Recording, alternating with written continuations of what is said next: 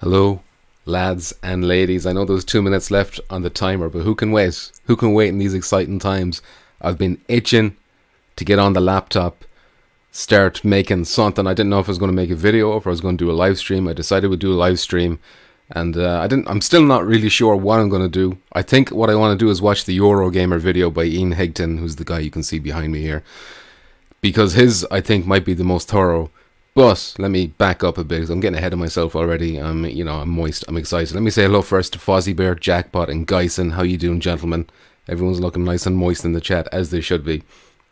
So yesterday we had the state of play. We only saw the two PSVR 2 games. You know, maybe a lot of us were a little bit disappointed. I know definitely a lot of ye were disappointed in the chat. But then today, surprise, surprise, like all of the gaming industry had been invited last week sometime to Sony headquarters in California, London, maybe some other places too, to get a hands-on preview of the PSVR 2, and not only that, but 4 games. Now, the 4 games are games that are known, especially since last night, because Star Wars is one of them, but there was also Resident Evil 8, Horizon, and Walking Dead Saints and Sinners Chapter 2 as well. So there's like loads of information, not only on the headset, but on these games and what you can do and stuff like that. So I'm incredibly excited about that. So basically, I think I just want to get into this video. We start watching us as he points things out. Maybe I'll pause it and stuff like that. Now, I know you're thinking, well, you're probably not thinking, but you might be thinking is, hey, Pumpkins, you got the video on full screen behind you. Isn't that going to be a disaster? Well, I kind of used a cheating shortcut where I cropped the window instead of full screening it, and then I stretched it. So I'm hoping that like helps things. Booyakasha, how you doing? I've watched all the hands-on videos that dropped. I've been watching them all day as well. I've been minding the kids, but I got the TV downstairs watching YouTube constantly, trying and these are lengthy. This one's 40 minutes. I think this is the best one, most in-depth. There's stuff from IGN, you know, there's stuff from VR Oasis, and yeah, IGN sucks, I know. There was like, not everything is rosy either. There was like some negativity. There was some guys as well saying, you know, even if they liked it, they're like, oh, this made me nauseous and stuff like that, you know. Was it kind of funny? I watched that one as well. Timur Hussain, you liked Oasis the best. Oasis was good, but he's the reason why he's so good as well, and the same reason why I think Ian Higton is so good is that both of them gentlemen are passionate about VR. I know Ian Higton works for Eurogamer, but he's like really flying the flag for VR over there. He's got his own like Ian's Corner kind of thing where he plays these VR games constantly. So he's big, like, you know, he's got a passion for it, which is the kind of people we want, you know, ambassadors for VR. Anyway, I'm gonna press play on that, and hold on a sec. I should probably test this. Make sure that's working. Yes, it is working. Oh, that's different. It's colored. Interesting. Okay. So let me pop up the video here and hit play. Greetings, friends, and welcome Hopefully to a very exciting episode of Ian's VR Corner, because as you can see, I am right here next to an actual PlayStation VR 2. So first things first, I mean, we're getting like a first proper look at the actual hardware in terms of, like, you know, 360 vision, angles we haven't seen before. We're going to be seeing buttons underneath that we didn't know existed before. You're going to get a better idea of what these controllers look like when they're held in people's hands. I know we've seen that before, but there was like people thinking, well, those are a small pair of hands. Maybe they don't look so big when a man is holding them, or, you know, a man with big hands is holding them, or something along those lines. So we're going to get a good idea of that as we're going along. Biakasha says, IGN sent a bitch ass dude. My tummy hurts. Are those things related? Oh, as in he got motion sick or something. Anyway. It's real. It's here. It's actually here. I'm technically not allowed to touch it because I don't want fingerprints on it, but look, I won't tell anyone if you don't. Boop. See? Real. They're watching the video. They know he's touched it now. So we're getting good luck. Look at all this. Now, one thing I'll mention, he probably says it himself later on, Buzz. As they're talking about the games, I know he goes into the headset first, but later he'll go into the games. They will only show footage from B-roll, so you get to see only like a few seconds of him actually playing the game, and you can see the TV in the background where his actual gameplay is being played, but no direct feed. So a lot of the actual footage you see is like official Sony footage or footage from Capcom or whoever that has been officially you know, vetted by them. And so it might not answer the question, like one of the questions I've had because of foveated rendering being a big thing. How is that going to look on the social screen in terms of, is it going to be fuzzy when, you know, you're not looking at the same place the player is looking when you're streaming it, for example, or how that's going to be. Okay. Here at Sony's HQ in London, because I've been invited to go hands-on with 4 upcoming PlayStation VR 2 titles. Horizon Call of the Mountain, Resident Evil Village, Star Wars Tales of the Galaxy's Edge, and The Walking Dead Saints and Sinners Part 2. So, I have a feeling, as soon as they're showing these games, I'll be surprised if all these are not launch titles. I mean, a lot of them are ports. The only one that isn't a port is Horizon. So you'd imagine they've got the time ready to go. I mean, The Walking Dead Saints and Sinners Chapter 2 is going to be out in PSVR. Is it this year? December? It's coming out for PSVR 1. So you'd imagine they've probably been developing this alongside the PSVR 2 version. So they're just waiting for that to come out. And I'm, you know, maybe they've got like some polishing to do and whatnot. But I'll be surprised if all 4 games don't make it there for day one. And if they do, I mean, that's it's going to be a very impressive launch lineup. I'll be going into way more detail about how it felt to play those 4 titles on the PlayStation VR 2. But first, let's have a little... Is everything... I should probably... I'm sorry, I keep stopping so soon, but everything is playing okay, I hope. There's no issues with the full screen. Muzzleton here. I watched a few different streamers play time with VR 2, and they're all pretty impressed. There's not really much negativity I'm seeing. There's a few bits and pieces. Like some people are maybe a little bit hung up on the fact that it still has a wire, but as Ian will talk about it here, the wire is actually long. I think he says 4.5. Somebody else, I think Mike said 5 meters, so somewhere in between that probably. And that it feels light, and maybe you don't even notice this, which is, you know, all music to my ears. Especially someone like a fat piece of trash like me who's just gonna be sitting down in his chair. Like, I'm not gonna be bothered by a wire. You know, Decepticon is here. Oh yeah, the moisture is flowing, and Geisen, of course, welcoming Decepticon now. Let me go on. A closer look at the unit itself. First up, let's talk about the headset. The headset itself is a lot sleeker and better looking than the first very PlayStation round looking. VR. It also feels a lot lighter to wear as well, which was very pleasant when I slipped it on my face the first time. It's actually really comfy. The lenses... No, I don't think he mentions this in his preview, but I was watching the Kind of Funny preview, and it was Timur Hussain. I'm probably saying his surname wrong. But he mentioned how, because of the vent, that there was no fogging up, and like it wasn't, like sweat wasn't building up or anything like that. There was no condensation. So I think he was the only person I saw mention the vent. So I think the fact that nobody else mentioned fogging up is probably a sign that the vent is working as intended as well. So that's a +1. A W, as the kids would say. Decepticon says, adapter will prob come for wire. Sony loves that dollary do. If it does, listen, I mean, we're not going to complain either, are we? I mean, you can complain about the price if you want, but probably still grab us anyway, you know.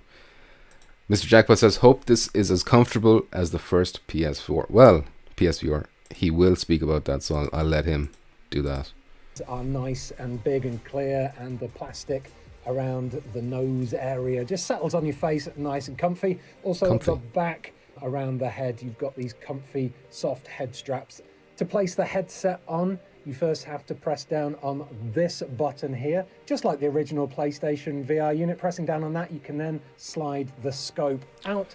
So on the headset I have, which is version 1, I'm not too sure about version 2, but that button is on the bottom. So they moved the sliding scope part out to the top for the visor part, or whatever you call it. To give you a little bit of extra face room, especially if you're a glasses wearer. Then you push in on the back button here. And so the button in the middle of that knob. Wearer, then this is a button.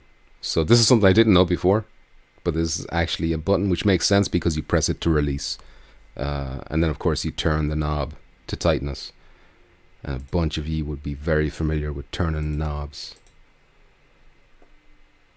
Decepticon says Oasis said his nose was pushed against the lenses because IPD thing. I did watch this, and I remember him saying that. He said he has like a low IPD though, so maybe his case will be like, what did he say, 26 or 36 millimeters or some shit like that. I don't know.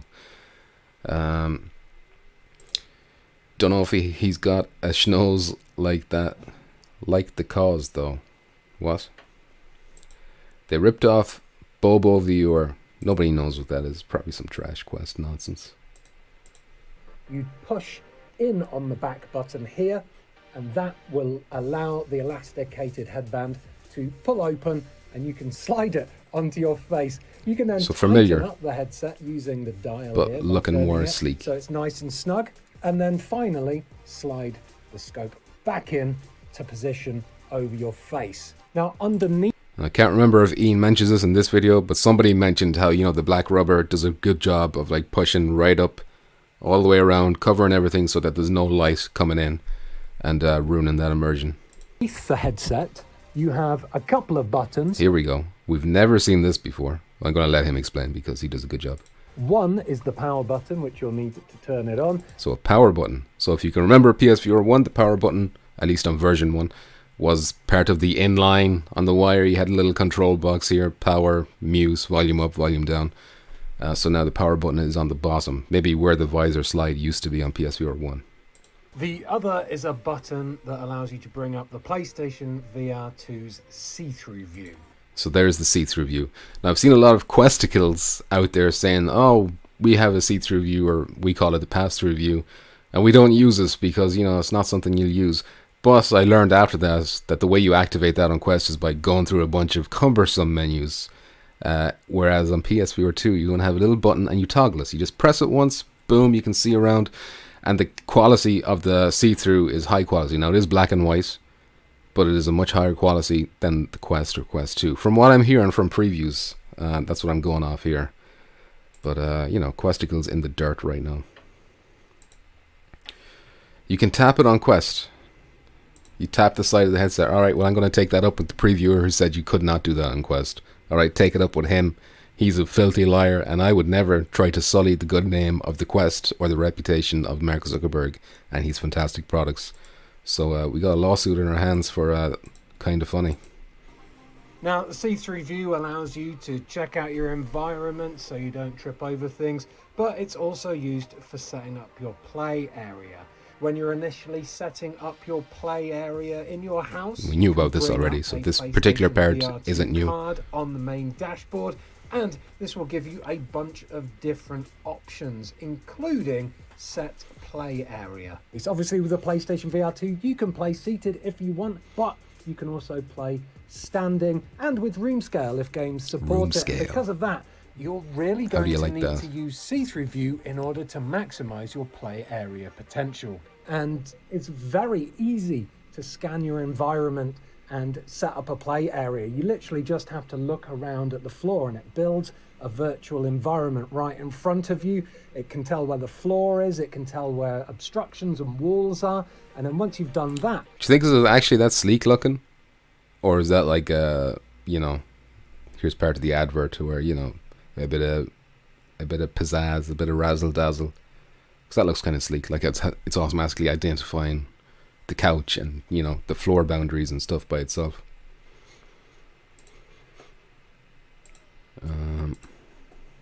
Buyakashat says PSVR 2 version 2 had the power button on the bottom of the headset. Well, there you go. I'm ignorant of all the other headsets that are not PSVR version 1. Decepticon says, Quest, you do it yourself like trace the floor. Well, he's just about to go into that too, how you can. It's like a combination. It's automatic, but then you can adjust, like as you can see with the screen I've paused on here, where he's got the chair here, and the automatic didn't really tighten up as much the chair as he would want. So you can use the controller to push it up a bit more. You can tidy up that area using one of the PlayStation VR 2 controllers to either draw extra bits onto the area or cut bits off that may be a bit too close to the cat than you'd like. There you go, Mr. Bits Now, can be calibrating safe. the distance between your eyes is very important for VR.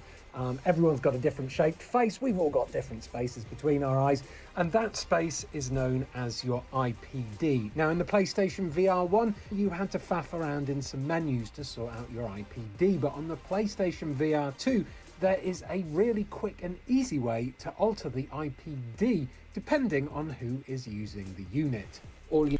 Now, about this, I don't think he goes into detail.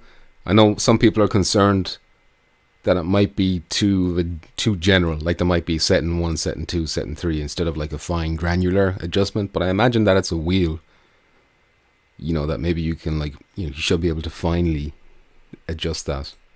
But of course, what do I know?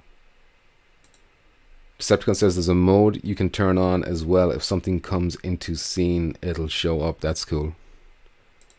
Quest definitely does have like a lot of cool software features.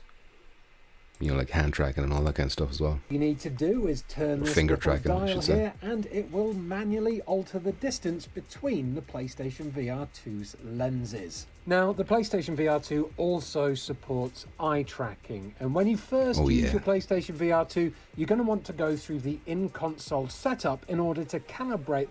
Now, calibrating eye tracking, this is something we didn't know about before. Probably assumed something like that would happen, but he goes into detail of how it is. And again, just want to stress enough. I just want to say that I cannot stress enough.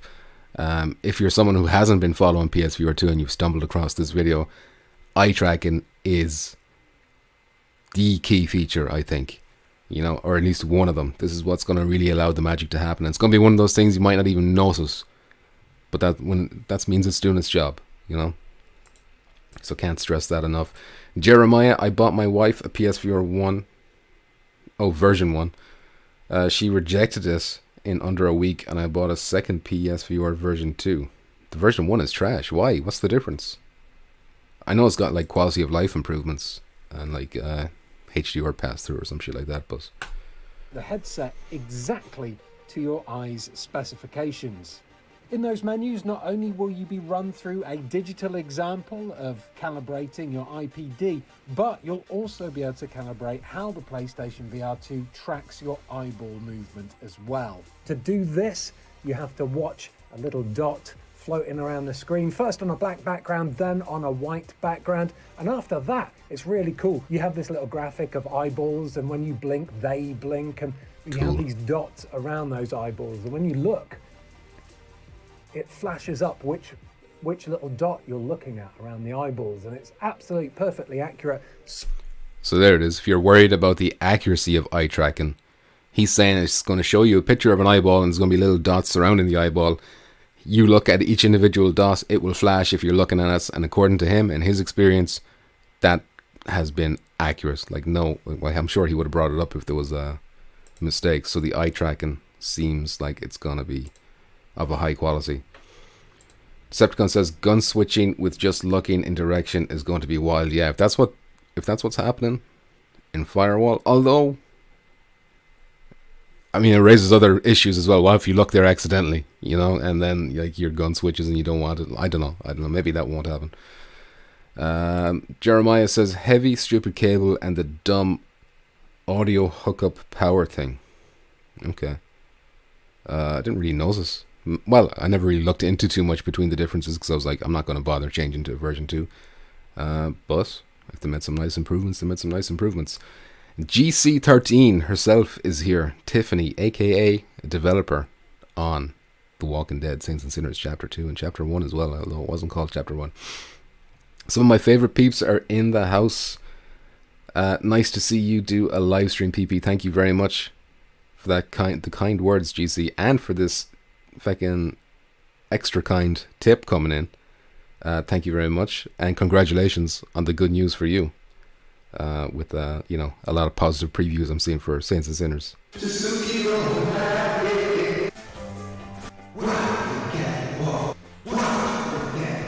GC13_ the Diet Pepsi Cat has just donated 10 through Super Chat. So damn moist, yay for petrifying pumpkins live take on PSVR 2. Thank you very, very much. And we hadn't heard the Tasuki song in a while. Booyakashat says V2 had a single wire with a split on the end that went into the box. There you go. Much better wire situation going on there.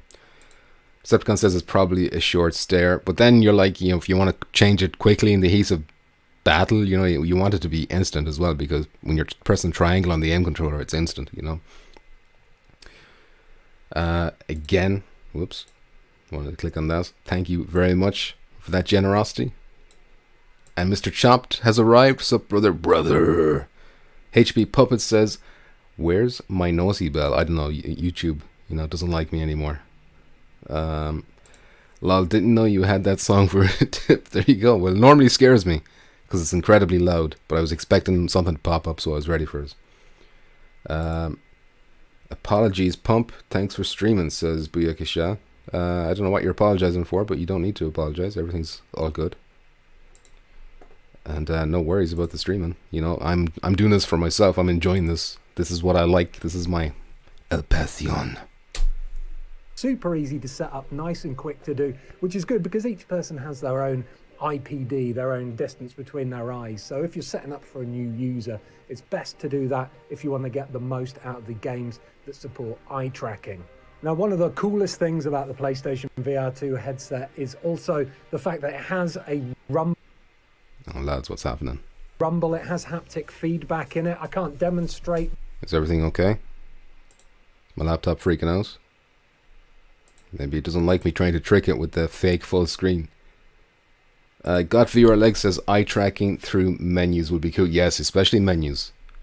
I want to test it out with gameplay. I've heard that in Horizon Call of the Mountain, they think that maybe eye tracking is being used to help you aim with the bow, because apparently I don't think it was Ian. Maybe it is Ian in this, but somebody in a preview, maybe it was the IGN preview, where he was like, I couldn't believe how accurate I was being with the bow, and he kind of suspected that maybe eye tracking was involved, although I don't know why he wouldn't have asked the developers who are right there with them.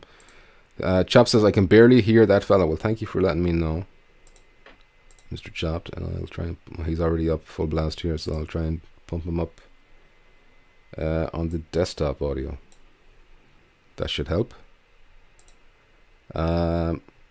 Kills a lot 666 says, will Firewall Ultra have a sniper rifle?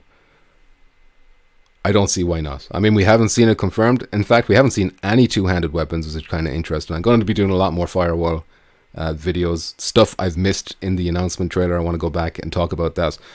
Plus, I want to talk about, the aim controller versus the sense controller and a bunch of other shit, and stuff like this, like why didn't we see two-handed weapons? Does that mean anything? Etc. etc. HP Puppet says, Irish internet, we're doing the best we can. All he's saying is brother, and smoking some fat bong rips. Those graphics. And Jeremiah saying, imagine eye tracking assistance for throwing grenades in first-person shooter games. That will be sweet. That's something that could work very well. Could be in Firewall. It could be in, could be something we'll see in Horizon, because they're really focusing on... Horizon seems to be the game that's really focusing on every single feature that this has. This is the showcase game, and you'll see that as he talks about it. And I'll try and keep going, and hopefully the audio will be improved for Mr. Chopped. That with this model, but let me tell you, the first time it happened to me, it was quite a shock, but also it was super exciting because it happened when a gigantic, robot pterodactyl flew over me in the Horizon Call of the Mountain demo, and it just made the experience even more immersive. But it's not just... Look at that again. This is something I even missed the first time. When you see the birds swooping down, watch how it kicks up all the leaves and stuff. Robot pterodactyl flew over me in the Horizon Call of the Mountain see all the leaves being kicked up, made the experience and the trees blowing. Immersive. But it's not just the headset that has haptic feedback, of course. The controllers themselves also have that, along with the same kind of adaptive triggers that the PlayStation 5's DualShocks have. And they are incredibly comfy to hold once they've been slipped on. They're comfortable to hold. This is something people have been concerned about as well. Are they too big? Are they going to be too heavy? According to Ian, they are incredibly comfortable to hold. His emphasis on incredibly, not mine. Little Bear says, chat, we'll live with that. turn your volume up. Put on your headphones. This is the Eurogamer preview. Yes, it is. I wanted to go for this one because it's the longest, it's the most in-depth, and I think, Ian Higton did a great job as well. I know VR Oasis did a great job as well. But I think this is the lengthiest, the most we can dissect more out of it, if you know what I'm trying to say. Which I'm poorly trying to communicate. GC says that's visually amazing, exactly. And, it is all visuals, so maybe it doesn't matter in the long run, but if you want to put, how on PSVR 1 we had the shark cage demo, I feel like on Horizon you're going to have that canoe section in Horizon where you just sit someone in the canoe or the boat, whatever it is, and they're going to be looking at all this crazy shit happening all around them, and it's going to be quite amazing. He looks like an older PP, really. I think I'll take that as a compliment. I think he's a handsome gentleman. Decepticon says, will that thumbstick hold up though? Quest controller thumbstick was made cheap. I'd imagine it's like made from the same quality as, a DualSense or any other Sony controller, I would imagine. Chop says, on a cell phone today, cable company doing work in the area. Well, then I cannot trust your opinion when it comes to audio because you're listening through a tinny little speaker on your phone, I'm assuming. But yeah, Kasha says, what do we do with our old PSVR when this comes out? It's going to be, in my case, it's going to be set dressing for me. It's just going to be something I wear in the background. I have a little zombie head. I'm going to put it on my zombie head and leave it there forever. My hand, it felt like they were meant to be there, really nicely ergonomically designed, with the thumbsticks to control as well. It's so much more accurate and immersive than using the PlayStation Move controllers on the original PlayStation, and it can also detect where your fingers are as well. Finger detection. You can get a little bit of finger movement on your character's hand models that accurately No, oh wait, I'll let him finish. Simulate where your fingers are as well. Okay, so he said they accurately simulate where your fingers are as well. I've heard from other previewers that the accuracy seems to vary by games. Like some games, maybe the Resident Evil one, it's not like a gradual opening of the fingers. It's like a snap, close. Whereas with Call of the Mountain, I don't think he says it, but I'm assuming it's more of a better tracked system. So it's kind of like a your mileage may vary situation with the finger tracking. At least for now, this is all pre-release stuff. Anything could change. As well. In terms of button placement on the right hand side controller, you've got the O and the X button and a PlayStation button. You've got the menu button as well, and of course a trigger, and on the left hand side of the right controller is also a grip button. On the left hand controller, the grip button is on the right hand side. You've got a trigger, and then of course you've got the triangle and the square. You've got another PlayStation logo and also the share. It's interesting that both controllers have the PlayStation logo. I mean, I guess that's how you turn them on, but I wonder, will they both have the same function in game? Could one of them be used? Like you'd imagine one of them is going to be your home menu, bring up the home menu, but would you need both of them? Maybe the other one could be used for something else during a game. Chop says, I'm Bluetoothing to a bigger speaker. I'm not a complete... Well, you are. You are a complete stoner. And speaking of stoners, Minus has rolled up. Smoke that weed up, says Minus. I don't have any weed to smoke, unfortunately. Jeremiah says, is your middle finger tracked? That is going to be super important to me in multiplayer games. These three fingers for sure are tracked. Although Ian seems to imply he moves all his fingers there, so maybe he's implying that more can be tracked. But the fact that you don't have a strap, I mean, if you let go of these fingers, then the controller will fall out of your hand, I guess. Hawk107, how you doing? The only thing I don't like in viewer games are the floating hands. Well, there you go. That's another your mileage may vary type situation where, I mean, I feel like it's probably a trade-off for the developers where they're like, okay, we'll do the floating hands and that'll save us a bunch of time and we'll get the game out sooner and it'll save us issues, or we can put the body in there, put the arms in there, and then every once in a while the arms won't track right and people will look around and their elbows will be up in their asshole or something like that. So unless they introduce some kind of like elbow tracking or something like that, I think that might make it easier for the developers to implement this. Although, I mean, I'm with you, like I prefer when you have the full body. I don't want to imply I'm not agreeing with you there. or create button. I can't remember what it's called. Seriously though, getting to grips with this, getting to look at it and getting to play it for the first time has been incredibly exciting. This is such an upgrade from the PlayStation VR. The graphics on the inside. Here we go. What's this game? What's this game? Tiffany? It's looking pretty damn sleek. Incredible, up there with some of the best PC equipment you can get Watch on the pump. market right now. Look at that pump action. I mean, you could do that in PSVR 1, but you know it's going to be way more reliable now with the proper controllers. You are into VR Resident Evil Village in any way, looking whether incredible. You're a veteran or Now again, a reminder that this is all like B-roll provided. This isn't what he captured. This is provided by PlayStation. So we have to trust that this is what it's going to look like. or you've been watching Ian's VR Corners and you want to get into it for the first time ever, then this is definitely something to keep your eyes on, because there are some cracking experiences to come. Some of them I've already played. Let's check them out. There we go. And then we'll talk about games before we do. I mean, he's starting with Resident Evil, which is super hype in itself. Fozzie Bear, do you think with eye tracking, do you think you can switch users easily? I don't think it will, like, it won't be like a fingerprint type thing where it knows who's using it based on the eyes. I think it's just going to know where the pupil is pointing. I think that's what it means with eye tracking.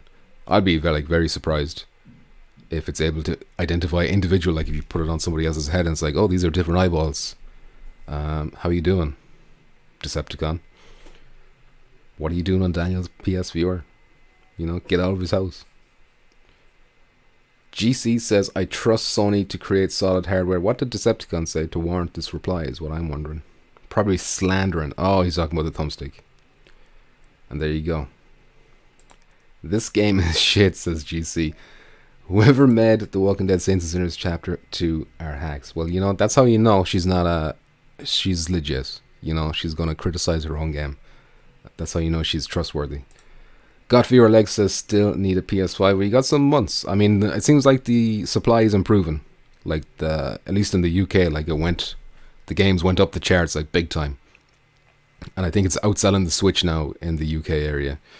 So I think it is improving a lot. The thumbsticks, says Decepticon, and GC laughing at that. Two bigots in the chat. Anyway, let's talk about Resident Evil Village. I think this one, out of the four, please forgive me for saying this, GC, but this is probably the one I'm most hyped about. Just because Resident Evil is like a massive, big AAA, big budget blockbuster, and Resident Evil 7 was my favorite game on PSVR 1 as well. Especially single player department. If we're talking about multiplayer, Firewall all the way. Well, hello there, friends. This is slightly calmer voiceover Ian here. I've left super excited Flash Higton back in Sony HQ in London, and I'm here to tell you exactly. Look at that transition going from the dank cellars with like beautiful, like the light reflecting off the stones, and then coming out into this like snowy yard area with scarecrows and stuff. What I experienced when I was playing all the wonderful titles that I got to go hands-on with on the PlayStation VR 2, starting with Resident Evil Village here. Now, this is an unscripted chat. I'm just going to go through and talk about how it felt to play the games and how it looked, etc., using some of this magnificent B-roll that Sony has provided while I do so. Now, first thing you might notice is how glorious this looks. Sometimes when I'm streaming VR games, especially PlayStation, the original PlayStation VR games, I'll say, you know what, this stuff on the social screen doesn't look anywhere near as good as what I'm seeing in the actual headset. But here, the social screen is pretty accurate to what I was seeing. So, he's watching this B-roll too. He's saying this is pretty accurate to what he was experiencing in the headset. Crispness of the graphics, the high level of detail, the colors and the light, everything is just absolutely spot on in the PlayStation VR 2. You might have seen in a previous Ian's VR Corner that I played a flat screen to VR mod of Resident Evil Village thanks to a modder called Preydog, and it was an shout out to Preydog, doing God's work over there in the PC VR community. Excellent experience, don't get me wrong. It even had motion controls, but this PlayStation VR 2 version is the pinnacle. It is leagues above the PC version in terms of... You hear that? Leagues above what the Questicles are experiencing in their, bootlegged, jerry-rigged attempt to play Resident Evil games on their headsets. Leagues above. No disrespect or anything, especially not to Prey Dog. HB Puppet says, it took a week for my target to restock. That's not bad, a week, considering how bad it's been.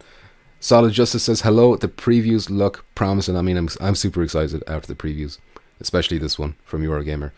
GC says, if you weren't hyped for Resident Evil 8, I would question your sanity. Thank you. Thank you for understanding. Space Denizen says, what up? How you doing, Space Denizen? I meant Ace, not I assumed it was Ace. I just assumed, I didn't even notice it was wrong. I'm not going to count in Roman numerals. I don't have time for that. Decepticon says, I haven't played Resident Evil 8 VR yet on PC VR. I'm waiting because this version will probably be better. Leagues better. Decepticon, you left out a word there. Leagues better. Jeremiah says, I held off on this game in hopes of a PSVR 2 version, and you were wise to do it, Jeremiah. Although I will say, I played it when it came out, enjoyed it, have not touched it since, have forgotten a lot about it. I don't think I've ruined too much for myself. I'm still there's parts I do remember were oh man, I can't wait to do that, but in virtual reality. I've been holding out, buying this for PC mod, says Space Denizen. Muzz says, if you launch PSVR 2 with these games, and hopefully Firewall Ultra as well, it's a pretty good launch day, I think. But I'm sure there's even more to be announced too. And I think, you're being understated there deliberately, I'm sure. But if these 4 games plus Firewall are day one buys, or they launch with the headsets, not only does it shit on the PSVR 1 launch lineup, it shits on any other. I'd even compare it to console titles. PS5 didn't launch with games this good. Any Xbox, maybe Dreamcast, maybe that's something that's a bit different, maybe PS2, something like that, but this will be up there, Resident Evil 2 and 3 though, amazing, and I'm sure if Capcom officially ever do bring those games to PSVR 2, then those will be leagues above those PC versions as well, because at the end of the day they are bootlegged, but I'm always hoping, I think Capcom are stupid not to hire this Prey Dog guy and get him working on all these things, because he seems to be some kind of genius. Decepticon says there will probably be a ton of content on launch since playing catch-up. Well, yeah, you're right.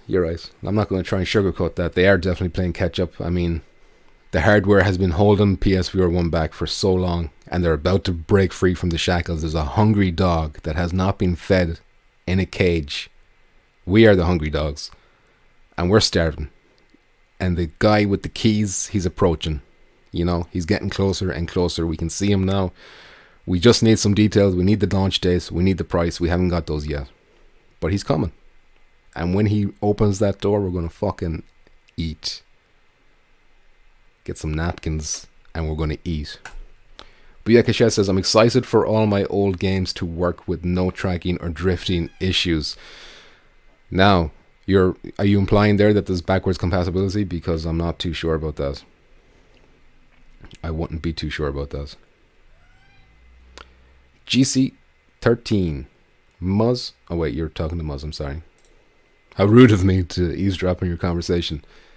On launch day though, question mark. Oh sorry, yeah, no, that's a reply to Muzz, which was a reply to my question, so I was fine to eavesdrop. I believe Jim Ryan said they were going to have at least 20 games, I think. And then he said on launch day. I think he meant launch window maybe.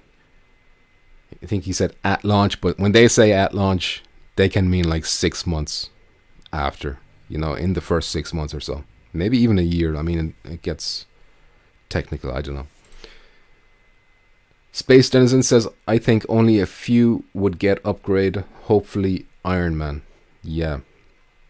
I think it's going to need dev intervention if you're going to want to play your old games. You're going to need updates or something, re-releases. Tiffany says, or Diet Pepsi, what's your preferred handle? I don't know what to call you now. Maybe Tiffany's too personal. I can't remember if he said launch, but that was my impression. I'd have to rewatch the Sony State of Play in June. I think it wasn't. I think it was like an investor presentation where he, like, it was on a slide or something, and he was like, "Oh, we're going to have 20 games at launch." I don't think it was a state of play where he mentioned the 20 games, but I could be wrong. You would know more than me anyway. Capcom should hire PP as their hype man. Capcom, I'll take a job. You know, where do I put my CV or resume? Where do I put my resume, guys? Decepticon says, Boneworks, Alex, Walkabout, Demio, tons more, I'm sure. Phasmophobia, Blade and Sorcery, those two, when we get those two, I'm gonna nut. Muzz says he's just dangling those keys in our faces right now. Exactly. Tantalizing. We're gonna flit through him. We're gonna tear him apart when he opens that door. And he will open the door. You worry about no Phasmo though. Why is that? Hess needs to get on that gold mine. You think he needs to make a Phasmophobia game? Launch year, exactly. I mean, remember, like, PS4 wasn't like, I'm trying to think, what was the infamous Second Son? That came out like, maybe it was less than 6 months, but it felt like it was a good bit out, and they were still calling that game like a launch title. It was like the following year it came out. Queen of the Universe Tiffany is preferred. GC and GamerChick are my game handles and work for those who don't know me. You all know me. Well, there you go. You didn't say Pepsi Cat, so I'm just going to call you Pepsi maybe, or something like that, just to annoy you. Space Denizen says Alex will be the biggest hype, I feel. I think, yeah, that's a great point. Half-Life has like such a mass appeal, especially in like games media and stuff, who kind of grew up with Half-Life, that kind of generation. I think that's going to send shockwaves when it eventually, because I'm almost certain that it's guaranteed that game is going to be coming to PSVR 2 as well. And then you've got an exclusive console Half-Life game. And all of a sudden, maybe Phil Spencer's going to be like, should we be allowing this to happen? Anyway, great chats, but the show must go on. As far as I'm concerned, through the headset. Through the knife. He threw the knife accurately. Swap weapon hands and swap hands. Interact with things like shell drawers here. Slide them in and out. There you go. Slide them in and out. The experience so much more immersive than the PC VR. I'm not being sarcastic either, by the way. I'm genuinely pleased. Now, one of the reasons why this looks so good is because of the PlayStation VR 2's visual fidelity. Now, PlayStation VR 2, this is stuff I didn't mention in flesh because I was too excited. Everything was going on at once. I think he's about to talk about foveated rendering, so if you don't understand what it is, he's about to give you an example of how it works. But the PlayStation VR 2 has 4K HDR in the headset, which means when you go into darker areas of the game, of any game you're playing, especially something like Resident Evil Village where there is dark areas, it's just a lot easier to see in those darker environments thanks to the HDR. And what I also didn't mention is that the lenses are OLED display, and if I bring up my little fact sheet here, you'll be pleased to know that it is 2000 by 2040 pixels per eye with smooth frame rates of 90 to 120, which is great when there's a lot of... Oh, that reminds me. Someone did mention, I cannot remember the previewer. Could have been IGN. Could have been someone else. But basically, I think this game is running at 60, but it's been reprojected to 90. And because of that reprojection, he noticed some like ghosting effects or something like that. So I don't think Ian mentions that. I'm kind of confused. I watched so many previews, I'm kind of jumbled up on who said what. But that is a concern. Not everything is rosy. So it sounds like any of these games that are using that reprojection to get to a higher frame rate could have this ghosting issue. Could. Decepticon says, Phasmo still in beta and it's still pretty jank. But still the best...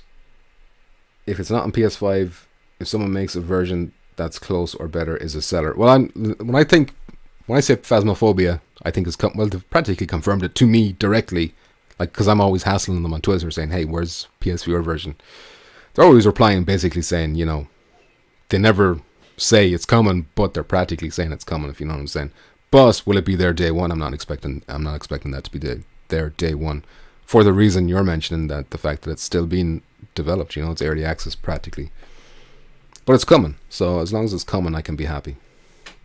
Plus, all these excellent games are going to distract me until it does. Muzz, I gotta be honest though, if I get Firewall Ultra on day 1 or close after, I'm sinking 14 hours a day into that game, so only a couple of hours to spare towards some other games. Anyway, Muzz, we have to talk about how you need to get a job. Alright? Deej is here saying, oi, oi, oi, how you doing, Deej? Ultra ois from Deej. Ultra moist. GC says Phasmo is a must for PSVR 2. More viewer crossplay headsets is the way to go. Exactly. I will tolerate the questicles if it means I can play these excellent games like Phasmophobia. Hawk says nobody mentioned God Rays, so that's a good thing for me. Exactly. That's another excellent point, Hawk, because these are. Don't laugh at me if I say it wrong now. The Fresnel, not Fresnel, Fresnel lenses. And the problem with this, or the widely reported problem with this, is that these cause God rays. But I made a video about this like a month or two ago, maybe longer, that Sony had a patent for like a special type of Fresnel lens that eliminates God rays, supposedly. So maybe that's what's happening here. Maybe they got it in and it's working as intended. Space Denizen says, I think that Exorcist co-op game coming for the Phasmophobia. That's a good point.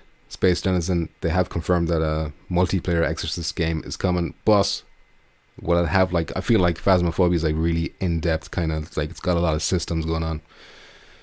Whereas Exorcist, I can see it being more story kind of a based thing, where Phasmophobia relies more on like creating your own story, where that's the fun of it. Like you can like endlessly replay it because it's different every time depending on the ghost or the location, what happens. There's like a randomness to it. But hopefully we see more clones. What about that Ghostbusters game? Maybe that's what they're going to go for too. Who knows? Don't know what's going on. Just know Pumps is live. There's been like loads of previews for PSVR 2 today. DJ, a lot of media outlets got their hands on us. Some YouTubers as well. So we've got like a flood of new information about 4 games and the headset itself. So I'm just going over that. These are still in development, says GC. Optimization comes closer to the end of the project. I expect these games to be at 90 FPS and no ghosting. Well, there you go. There you go. That's helps to alleviate the concerns, and it's like one of the only concerns I've seen today in all this news. So that's good. Hopefully they do get rid of that ghosting. They keep updating it like crazy. Yeah, there was like a big update recently, wasn't there? Crossplay will save my wallet for Abyss, except Firewall and Dreams. The rays aren't bad. It's only bad in bright white, but it's still not noticeable. It's still something I hear people complain about when Fresnel lenses are brought up. So it's nice to see that they may have dealt with that. A lot of movement on screen, because slow frame rates will, can sometimes create a nauseous effect. But here, it was absolutely smooth all the way through. Now, this part here, where the Domitrescu daughters are stabbing me in the knee, this takes control away from you and you're being slid across the floor. But all the while, these flies are buzzing around. They are making the haptic feedback in your PlayStation VR 2 headset vibrate slightly. There you go. So he's mentioning that the flies buzzing around, it's not just in the controllers that you're getting the haptic feedback, it's happening in the headset as well. And it sounds like it's kind of like an advanced form, where it's not like what I initially thought was that it was like a more, less evolved form of haptics compared to the sense controllers, but it sounds like, it's capable of doing the gentle, in this case it's going to be imitating the feeling of like a bunch of flies swarming around you or something. So that sounds very, very cool. Which makes it feel like there's flies buzzing around your head. It's a little bit subtler to some haptic feedback in the headset that I experienced during Horizon, but it's still pretty awesome.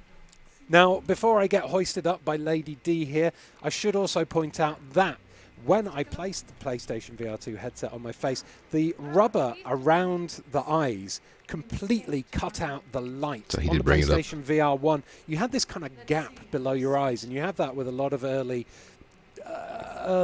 made VR headsets. But here, you completely completely encased in the experience. There's no light coming in to kind of take you away from what's happening. And when what's happening is Lady D sucking blood out your hands, you want to be in that experience for definite. Now, when I played this on PC VR, the scale of Lady D was absolutely massive. But in PlayStation VR 2, Capcom have completely nailed the scale here, and she looks even bigger and even more intimidating than before. The daughters in the PC VR mod were almost human size. They looked a bit smaller than your human size, but here you just get to see exactly how gargantuan Lady D is. The flat view isn't doing any justice to how big her scale is when you're playing this. Nothing flat about Lady D. Decepticon says gun taps on the head in Firewall Ultra. Gun taps on the head? You think we'll be able to tap each other's heads and feel us? Could be like a Morse code thing, you know, if somebody's not using the mic. Important says, what did I miss? You're going to have to scroll back to the beginning, but basically, I'm sure you've heard a load of previews for PSVR 2 have gone live, so we're going over the one from Eurogamer, which is 40 minutes long. Space Denison says, I'd give her a vein. I've never heard like romanticism like that before. Like such a poet. Causing the haptic feedback to constantly go off on someone's head. There you go. Like give them a headache. Make them rage quit by giving them a headache. That'd be entertaining. GC says, lol, nothing flat about Lady D. Best quote. Yes, there we go. There we go. I'm providing a little bit of entertainment. I'm adding some content, so I'm not just completely ripping off Eurogamer's video here. So hopefully this will save me from any copyright infringement or whatever, because I'm transforming the medium. Yeah, I'm adding art to it. Headshot jumps, man. Headshots with a big. Obviously, it can't be that severe. It has to be like a gentle vibration, but still. I think it's going to be the subtle stuff, though, that's like the flies, like he said, or maybe when you're out in the rain and maybe you feel like a gentle kind of a buzz or a little tap or something. Important, they're saying that clip on screen right now is VR. That is VR. Now, it's B-roll supplied by Sony, but the man talking, who has played it, says, yes, this is representative. Not in exactly those words, but this is basically what it looks like. Climber like a treehouse, says Decepticon. Damn, everyone's getting a little bit steamy in the chat, which is just how I like you, to be honest. PlayStation VR 2, but again, the detail of its skin, the detail of the surrounding rooms, none of it is fuzzy or, you know, blurred out. If your only experience is playing VR with the PlayStation VR 1, you'll know that after about a meter in front of you, everything gets muddy and like a Vaseline-y image. But here, it's just crisp and clear all the way through. And let me pause it there. I think we need to let that last few sentences he's spoken sink into us. Before, when you're playing PSVR 1, probably Quest 2, you put that thing on your head. Well, definitely Quest, because it's mobile. But like if you're... Anyway, let me not shit talk on the Quest for 5 seconds here. You know you're playing a VR game because you can see the shimmering jaggies, you can see the fucking soft blurred effects or whatever. But according to him, you're playing this game, you're not going to see any of these things. It's going to look crisp. The details are all going to be there no matter how far away. Well, I mean, he's in an enclosed environment, so maybe when he's in an more open area that changes. But that would change too on a flat game. And yeah, that's extremely exciting. Not being able to tell the difference in terms of image quality between flat and VR. Incredible. Incredible technology. That's crazy, man. Cloth, sim, and all. Everything. Everything. That foveated rendering is going to give it more power. Well, this is just me talking shit, but it's going to give it more power than the PS5 has by itself without foveated rendering. Realistic motorboat physics. I have a feeling they wouldn't get away with adding that. One of the reasons but we'll for that, try. I think, is to do with the eye tracking in the game. Now, eye tracking isn't supported by every game, but it was in quite a few of the demos that I played today. And what the eye tracking allows you to do, amongst other things, or allows the PlayStation VR to do, amongst other things, is use something called foveated rendering, which basically, in layman's terms, it tracks where your pupils are looking and where your pupils are looking, it renders that area in more detail. So that's cool. I mean, not to listen to him. I'm sorry to interrupt, but just the fact that he poured it on one hand, swapped hands, poured it on the other hand, I just enjoyed that. Wherever you look, the gameplay is going to look super detailed because that is where the machine power is putting all of the pixels. Now, I don't know how that is going to affect share screens, whether share screens will stay normal or whether share screens will incorporate the foveated eye rendering or not. But in this B-roll, everything looks pretty sharp no matter where the player is looking. And it is just gorgeous. All the detail and the ability to smash and interact with environments is really cool. Talking about interacting with things, actually, I'm going to cut in a little clip now of me using my gun to balance my knife on, and also throwing magazine clips into the air and catching them in the magazine slot of the pistol. There's loads of physics to the gun and the pistol that you can fiddle around. Now that sounds incredible, that, like, you know, you can mess around with the physics, but I mean, this is a real shame here that we can't get a better look at that television at the background, because that actually is his gameplay, as you can see happening live. But from this distance, you can't really see if the foveated rendering is being shown on the social screen or whatever they call it next time. So that's a little bit disappointing. Well, not disappointing, but, you know, something we have to wait for confirmation on. Importance is rest in peace, Zuck. Amen. Bury him. Put him in the dirt. Decepticon says, I forgot to ask about this. So what's up with your bootsy? Oh yeah. I damaged my leg at work. I got a partial tear on my calf muscle, so I have to wear some kind of boot to stop my leg from moving around too much. And I have it off now because I don't really need it too much. I'm not in pain or anything. But anyway, just a workplace incident, pulling up a heavy load, and my massive calf muscles just fucking tore from how much they've been like exercised so much and worked, and they're like, I'm just so shredded that I'm literally shredding myself. Got for your leg says, what if you have a lazy eye? This is a question that keeps coming up. I imagine you can, during the calibration, maybe it's able to identify that both of your eyes are not going the same place. So during the calibration, if it wants you to look at a specific place, it's probably going to focus on the eye that is looking at that specific place. Pure speculation, I have no idea. And then it will like use that eye as maybe the dominant eye. But it could just be that people who have like a lazy eye or cross eye or whatever the politically correct term for that is, I don't know, they might have like a lesser experience. I hope that's not the case, but we'll have to wait and see. Do you have a lazy eye? Important says no integrated audio with the headset. No. Get your own. There is a little slots for the earbuds to go into on the sides, but basically, I mean, I'm just going to be using these. I don't really care too much about that. Maybe I'll use earbuds though. They might be a bit tidy. Tidier. Solid Justice. That would be cool in Firewall. Throw a clip to a friend so he can reload. That would be excellent. Although, I'll save that stuff for the next Firewall video I do. I want to go into reloads and stuff like that, how that's going to work. But we'll see.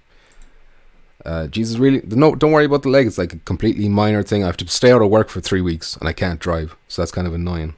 But other than that, like, I'm fine. I'm good. Decepticon says, handling them heavy loads. I'm a manual labourer practically. I work in a supermarket, but I'm the manual labourer of the supermarkets.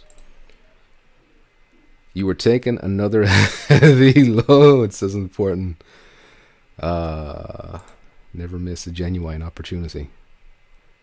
Anyway, but that's cool though. This, what he's shown us, and he'll talk a bit more as well in Horizon, has a lot of it too. But messing around with physics, having fun. I can see myself, like, you can make your own little games, like he does there. He's talking about how he keeps the knife on the gun, and he has a game of like keepy uppies where he's balancing us and flipping us and whatever. And of course, throwing the magazine into the well and doing like cool trick shots and shit. That's going to add hours to the game for me anyway. My gun to balance my knife on, and also throwing magazine clips into the air and catching them in the magazine slot of the pistol. There's loads of physics to the gun and the pistol that you can fiddle around with. You could do keepy uppies with the knife, bouncing the gun up and down. I managed 3. Try and beat that, 3 keepy uppies. There you go. But you know, you can swap hands, you can juggle the weapons. And here we are going to enter some combat now. Here's something, I think he mentions this, or maybe a different previewer mentions this, that you can't... As you can see, he's kind of like just holding the other controller under his hand, like in real life. But the game doesn't seem to register that as like a two-handed grip.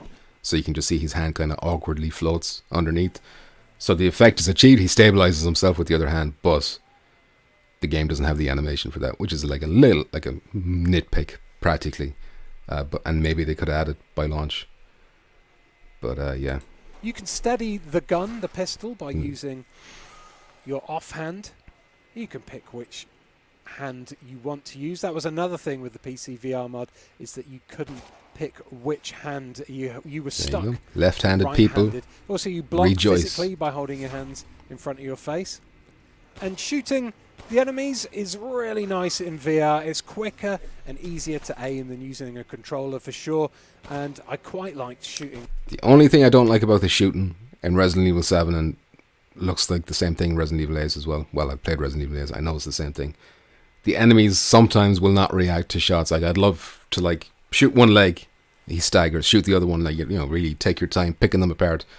But it does this thing where, like, they got, like, well, they're not invincibility frames, but basically invincibility to animation, it seems like, but they don't react sometimes. You saw him shoot him in the leg there, and he didn't react to the first one, but he reacted to the second one. For sure. And so there, he didn't react really, but then he shoots him again. Or does he? Yeah, he reacts to the chest shot then. I would like to see them react to all of them, but whatever. Another nitpick. Where did that... Oh, it went and tried to nosh him off there. Jeez. The knife itself, good for smashing things like vases and glass windows, but not great for taking down enemies unless you've already weakened them. Now, coming into this room was an absolute treat, because there he is. There's your boy, the merchant, and he looks freaking huge. That's 10XL. VR. That gigantic baby man is bigger than a house in VR. Picking up objects like that and looking at them close up, again, very detailed, even with that pane of text coming across the front. And I remember... So what I hope is that, like, the text on the books are detailed enough that you can maybe turn off that, you know, that easy to read text thing that pops up. That would be cool. Enhance the immersion. Let's get into them comments for a sec. Coffee Relic says, asking for a friend. Say no more. Physics and Boneworks is wild. Exactly. When the game is built around these ideas, then it can do, like, amazing things. I've seen, like, TikTok videos of, like, some fella, like, with the Spider-Man mod in Boneworks, where he's, like, webbing around the map and, like, torturing the NPCs. It's good stuff. Survival horror at Liberace's house. It is one of the most ornate houses I've ever seen. Well, it's a mansion, a castle, really. I've ever seen in the game, though. Like, everything is, like, exquisitely like, completely gaudy and everything, but the details are impressive. Floating hands, exactly. That's another, you know, it's a sticking point for some people. People don't like them floaters. But I'm kind of a little bit indifferent. You know, I'm just happy that we're getting it, really. You know, so I'm kind of like, I'm not going to look a gift horse in the mouth too much, even though I'm nitpicking at stupid shit here, but whatever. Floaties were in Resident Evil 4 as well. I mean, it adds a lot more work, I think, to have bodies and arms, and you're talking about inverse kinetics and all this kind of shit. Chimmy, you feeling moist yet? I'm fucking drowning, Chimmy. Drowning. Thank you for asking, and welcome. These staircases now and just being mesmerized by that chandelier. Honestly, the mesmerized by a chandelier in the headset is unbelievable. I've played on a lot of different VR headsets before. This is probably, I'm going to say the sharpest, most detailed, best looking VR headset I've used. I'm not a technical kind of guy. He's played a lot of headsets. This is, what did he say? Let me hear that again. Let me hear that again, please, Ian. This is probably, I'm going to say, the sharpest, most detailed, and best. Sharpest, most detailed, best of all the headsets this gentleman has played. And he'd know. So, you know, Questicle's out here dying. Looking VR headset I've used.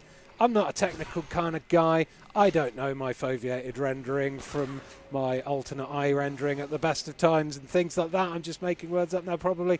But what I do know is how I felt, and I was absolutely blown away by This game will blow you away. The extent of the beautiful detail come to life, being surrounded by all of this detail and these flies in Lady Dimitrescu's mansion was mind-blowing to me. And the demo, this is the whole demo basically. They've cut a few bits out, but the demo is only, you can get through it in about 9 minutes. And at the end of it, I was like, please can I play it again? And I went through it like 3 times because I wanted to experience even more of it. Resident Evil Village in VR, it's cracking. It's going to be so much better than Resident Evil 7 in VR thanks to the motion controls and the spectacular visuals. And if you are a fan of the Resi series... No, he says it's going to be better than Resident Evil 7, but he's talking about like technical stuff. I still think Resident Evil 7, the scarier game overall, like this kind of lightens the tone a little bit, which kind of slightly disappointed me because I love my horror. But yeah, I mean, he's right about like the motion controls, the technical improvements. I mean, it's not going to be really a competition between the two of them. But hopefully we see Resident Evil 7 get an update to add these features. Like maybe they can like just plop them in, copy paste. Jimmy having the lols box quotes says Decepticon. Feb US Alf says, "Aw, yeah, how you doing, Feb?" Important says, "No self-shadowing on the characters?" ? That's a downgrade from the PS4 Resident Evil VR. No. I don't know. It's not something I noticed immediately. I mean, you're like a technical fella, so you would pick up on that quicker than I would. So I'm not going to doubt you. But I haven't been keeping an eye on this. But we'll keep an eye on it now as we're watching again. Resident Evil 7 will probably get the mod updates that PSVR got. You think they'll port Prey Dog? Just hire Prey Dog. Get him on us. You are going to want to play this game like this. Believe. Ow, my knees. Might get the platinum in VR. Right, here we are with probably the most Horizon technically impressive game of the... Out of the 4 ones he's played, he calls this one the most technically impressive. Alright, keep that in mind. Mainly because I think this is a first-party title, but this is Horizon Call of the Mountain. That he dips his hand into the water, and does the water stay static? No. It ripples around his hand, and then you can hear the rippling as well. The sound effect, the sound design, everything is it's in sync. It's just top-notch stuff. It starts off with an extended scene that's a little bit like a kind of theme park ride. You're stationary in this boat watching things happen. One of the really cool moments for me was when I leant over and started splashing the water. That was all interactive. As you can see, the visuals, incredibly gorgeous, super dense forest. The water looks really cool. You can lean over and look into it. I was blown away by the visuals. And this moment... There you go. See, the reason I want to play this again is because you will not see this in the other people's B-rolls, because like all this is B-roll. It looks really cool. You can lean over. But we get a shot of his actual gameplay of him looking into the water and what that looks like. And look into it. And it looks like the water is so clear and it has that like beautiful bluey kind of color to it that you can see through and you can see down into it. Obviously, there's a glare on the screen. I can't see everything perfectly, but it's going to be a treat for the eyeballs. Blown away by the visuals. And this moment here absolutely knocked my head off. Not quite literally, but almost. That is a storm bird. I called it a pterodactyl when I was freaking out and being excited at Ian in the live action bit. But basically, the haptic feedback in the PlayStation VR 2 headset rumbles when that thing flies over the top of you. Makes you feel like a gigantic robot bird is passing over your head. It's super immersive, and it took me by surprise. I really wasn't expecting it, and it just added to the experience magnificently. Now, look.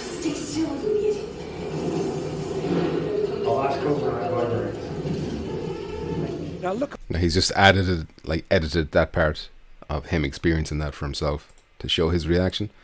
Decepticon says makes it crispy and clear.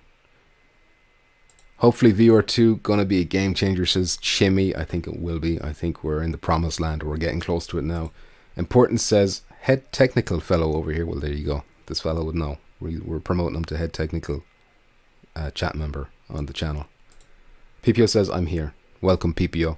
And by the way, PPO asked a good question in this video. If you go into the comments, you'll see PPO asking a question that I've seen other people have cut out and they're pasting it on Twitter and stuff like that. So congratulations on becoming a bit of a celebrity, PPO. But basically, you asked Ian about his experience with Resident Evil Ace, if it was better or worse than the flat version, and he replied saying that it was better. So there you go. You heard it from the horse's mouth. VR being superior to flat gaming, which we already knew, but now it's confirmed. Do I hear another boost incident in the future, says Decepticon. Listen, I've got to find out when that release date is coming, and then we're going to be tearing all these muscles out of my body. I don't need my legs for this, so we can sit down for PSVR 2. I don't need these legs. You might be able to hear a lot of children screaming and crying and stuff in unison, but try to ignore that. It's coming from your end, not mine. PPO says, I like this reviewer the most for the hands-on. Me too. Not only was his the longest, but he seemed to have he went really in depth. And obviously he's passionate about VR as well, which is always a help. Feb asks, I wonder if you can stick your head in the water. Good question.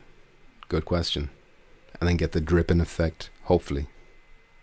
I'm a celebrity. There you are, PPO. Well done. I want your autograph. And then you drown in real life. There you go. Maybe. Water shoots out of the headset and drowns you. The water comes, you just break the headset. It shorts out. And that's it. No refunds.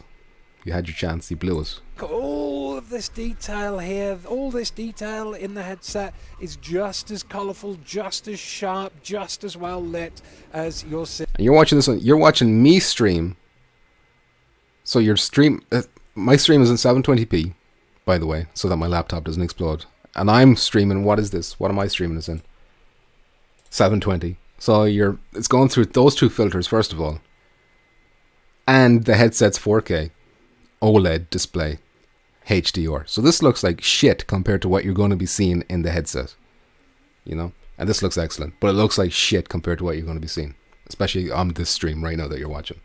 Seeing on the share screen, and this moment here where the tall neck walks over the boat. We've seen it in a trailer already, but to actually experience this moment in VR is quite phenomenal. There is all the 3D audio coming through the Pulse headset as well. At least that was for me when I was playing. It just brings even more depth, sensory depth to the experience. And these two people, they're talking all the time. There's a story here, but I was like... There you go. You see him interacting with the grass vines and stuff, and I don't remember if it's him who says it or a different previewer, so I will bring it up when I don't remember if it's him.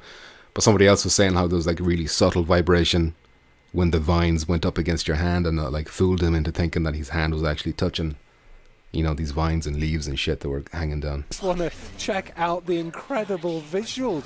Those things, those watchers are running around, shining blue lights everywhere, and you got the god rays coming through the trees. All the while, everything visually is just super crisp and clear. We can deal with it. Some underwater. What's that? That's a big crocodile thing. A trap jaw.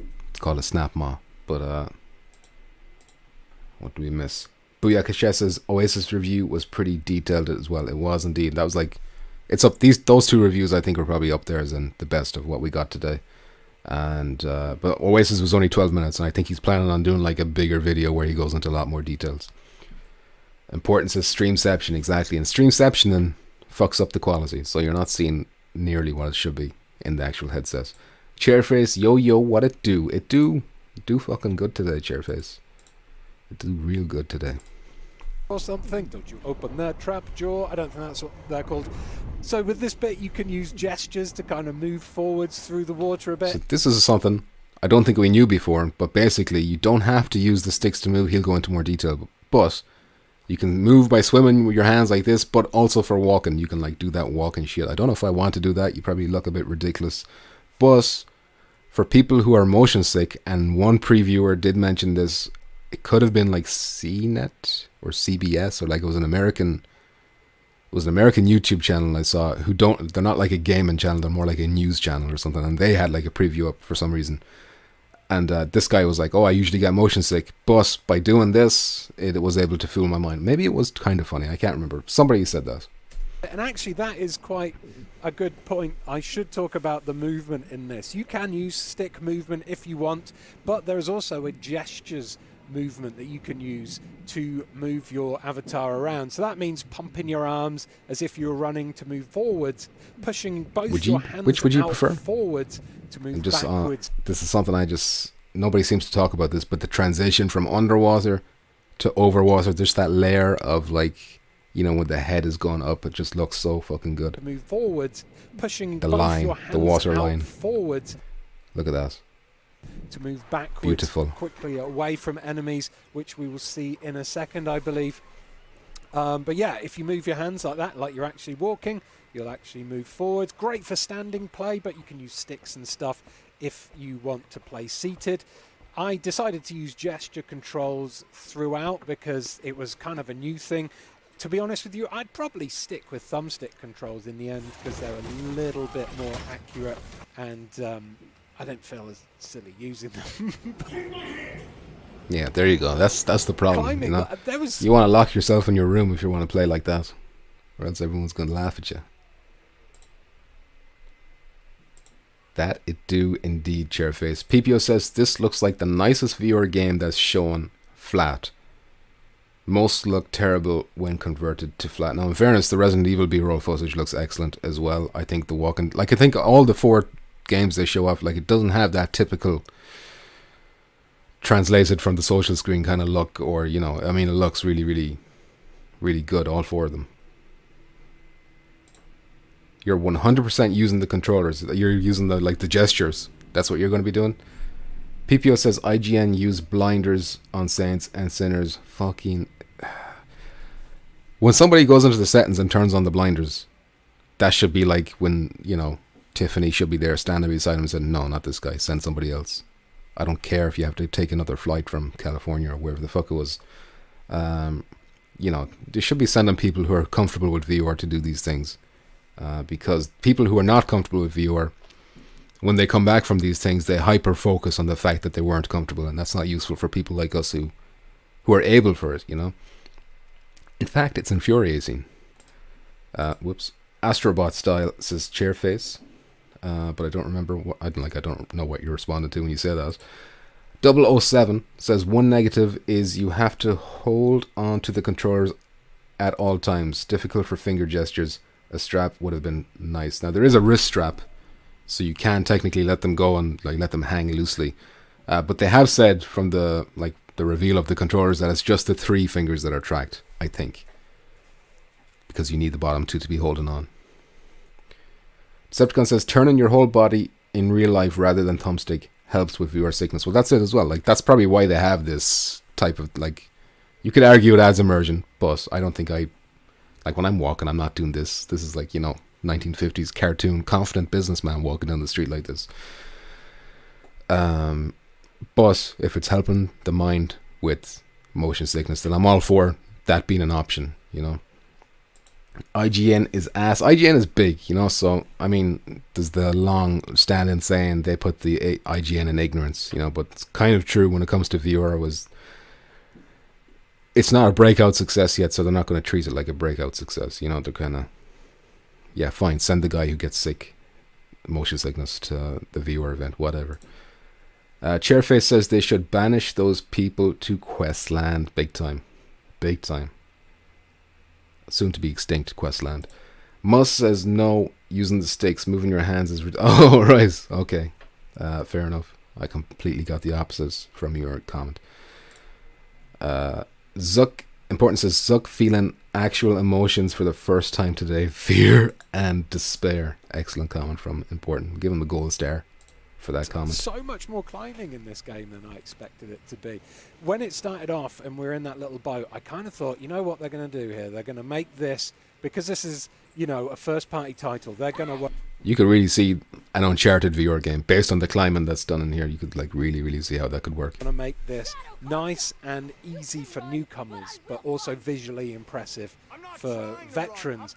But because they're making it nice and easy for newcomers, there might not be as much movement or freedom in there as possible. But here there's loads of freedom in the climbing, and you really get a great sense of height. That waterfall, I remember gasping when I saw that waterfall in Gorgeous. VR. Gasping. Because gasping for distance, air. super clear, super high resolution.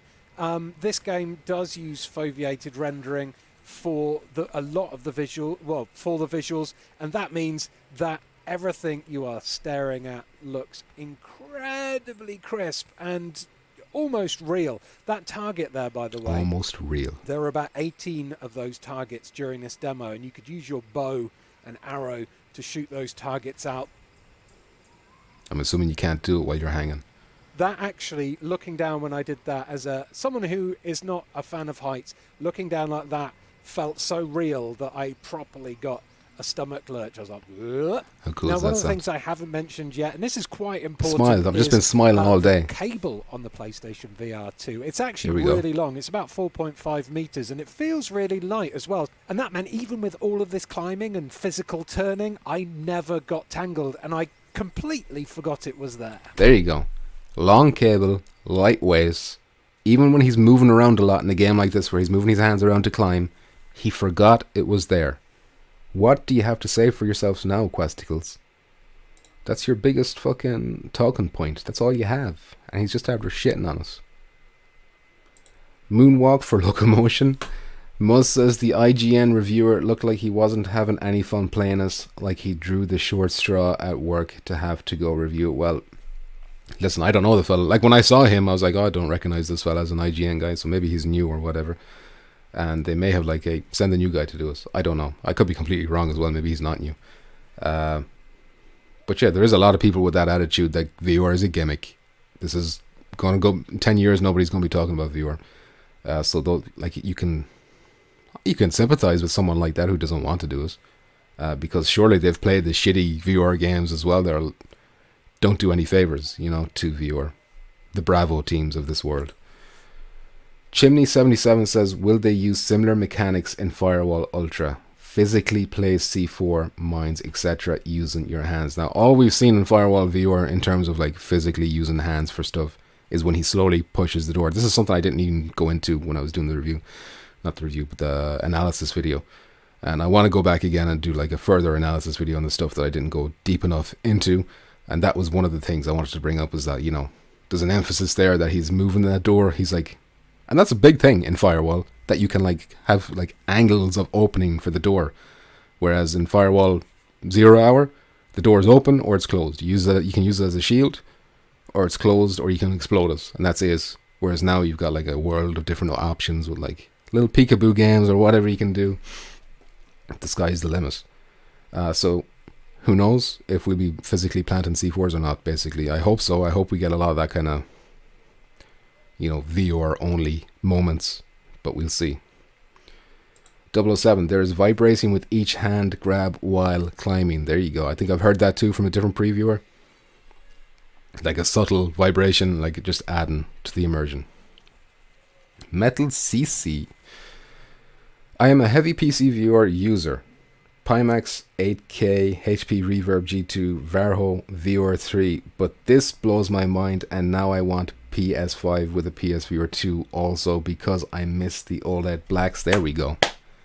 Coming to the light side, get out of the dark side, out of that PC viewer space, which from what I understand has kind of been stagnant in terms of like games since 2019 maybe. So hopefully, I'm not going to talk shit for the rivals for a sec. Hopefully, you know how a rising tide lifts all boats. Hopefully PSVR 2 can be like the injection in the arm that the VR industry as a whole needs, gets a lot more people interested, because, if a big studio wants to make a PSVR 2 game, because now that it has the power, now it has a user base or whatever, we'll see how maybe it won't have a user base, but maybe it will. And if it does, they'll be like, well, we might as well port to PC as well, and then we're going to, everyone's getting more games all of a sudden. Which is what I hope to see. Fozzie Bear, are the trophies live for this game yet? Are you talking about Horizon, Call of the Mountain? I wouldn't say so. It's like months away. This is a joke I'm missing. I don't know. AC6 the Mad Hatter, how you doing? Do you think since Sony seemed to be dipping into the PC market a little more recently that they'll make PSVR 2 PC compatible, or am I reaching? I think I can see it. Maybe they don't do it day one, but I think the fact that it's a USB 3.0 connection into the PS5, and as you pointed out, that they're like coming to terms with being on PC more, I can see them supporting us on PC, and I hope they do, so that, you know, again, rising tide lifts all boats and whatnot. I can see us. Rest in peace, Quest. Ha ha ha. Sucker's Prestige. I don't know why he's replying to, but I just like the fact that he's laughing at something. Brings a smile to my face. Decepticon says those short apps that you walk through that are photoreal with Will Probs looks wild on PSVR 2. We'll have to see. Yeah, that's another thing to think of. Not just like what you just said, but like when PSVR 1 came out, there was like kind of like these random weird apps that came along with us. Maybe you only use them once and never use them again. I can see that happening again for PSVR 2. It's going to be interesting to see what we get. IGN is the Pizza Hut of gaming sites. I'm going to assume that's a disrespect because I'm not a pizza man myself. I don't dabble in the forbidden circles.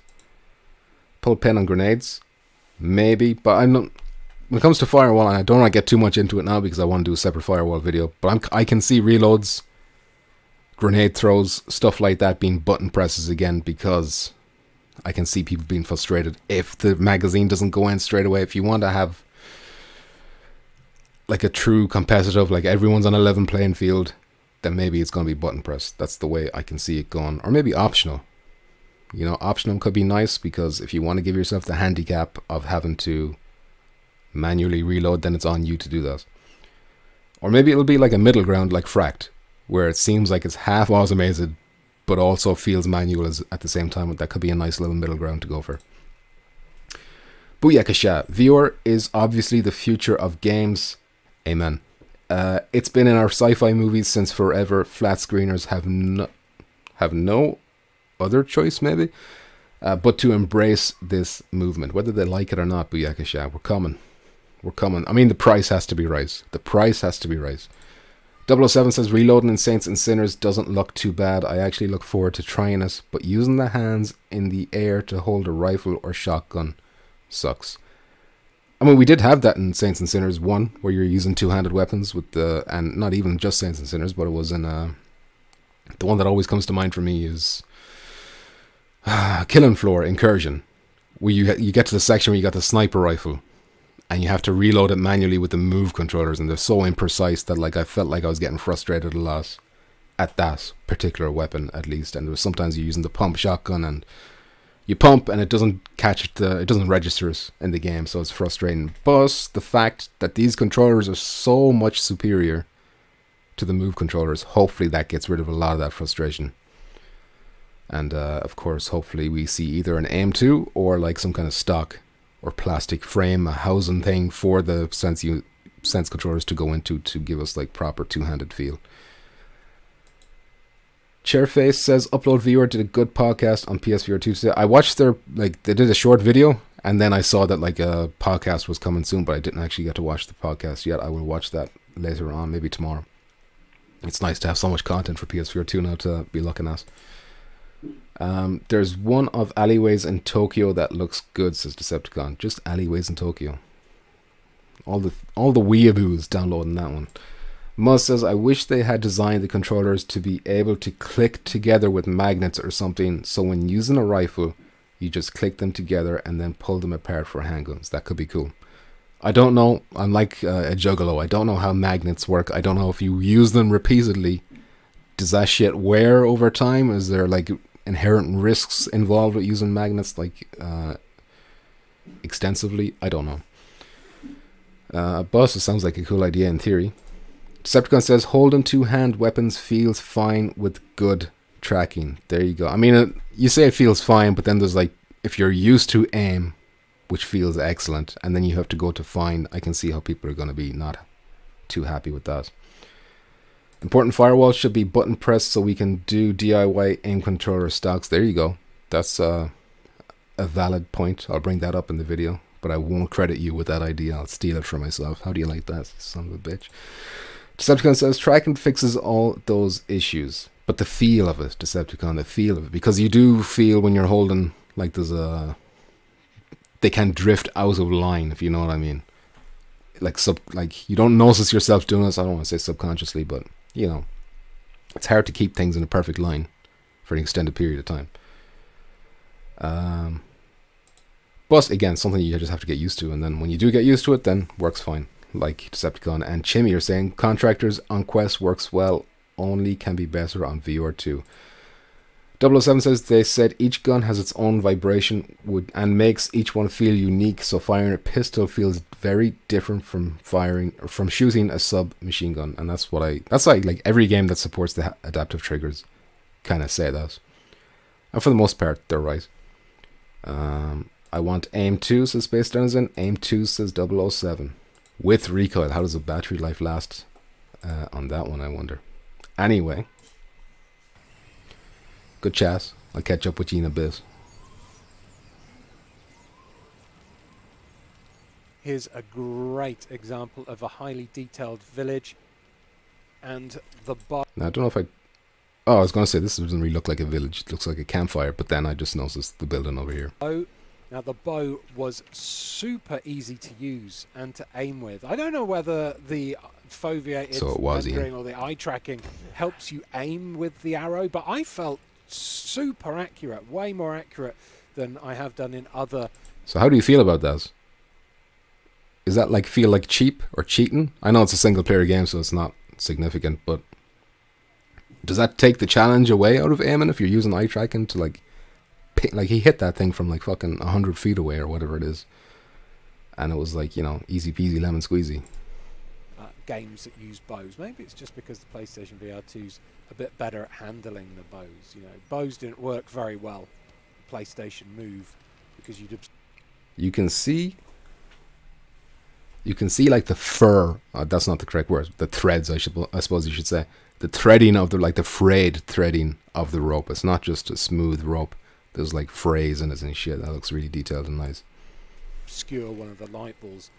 In these villages, or in this village at least, there was loads of stuff to play around with. The apples give you health. Your health is demonstrated, it's shown on. And this is the shit I love in VR as well, where you can just mess around with stuff. Like Skyrim kinda had this, but it was really finicky. But with this, you could put that basket on the other side of the room, pick up all the apples, have a game of throwing all the apples in the baskets.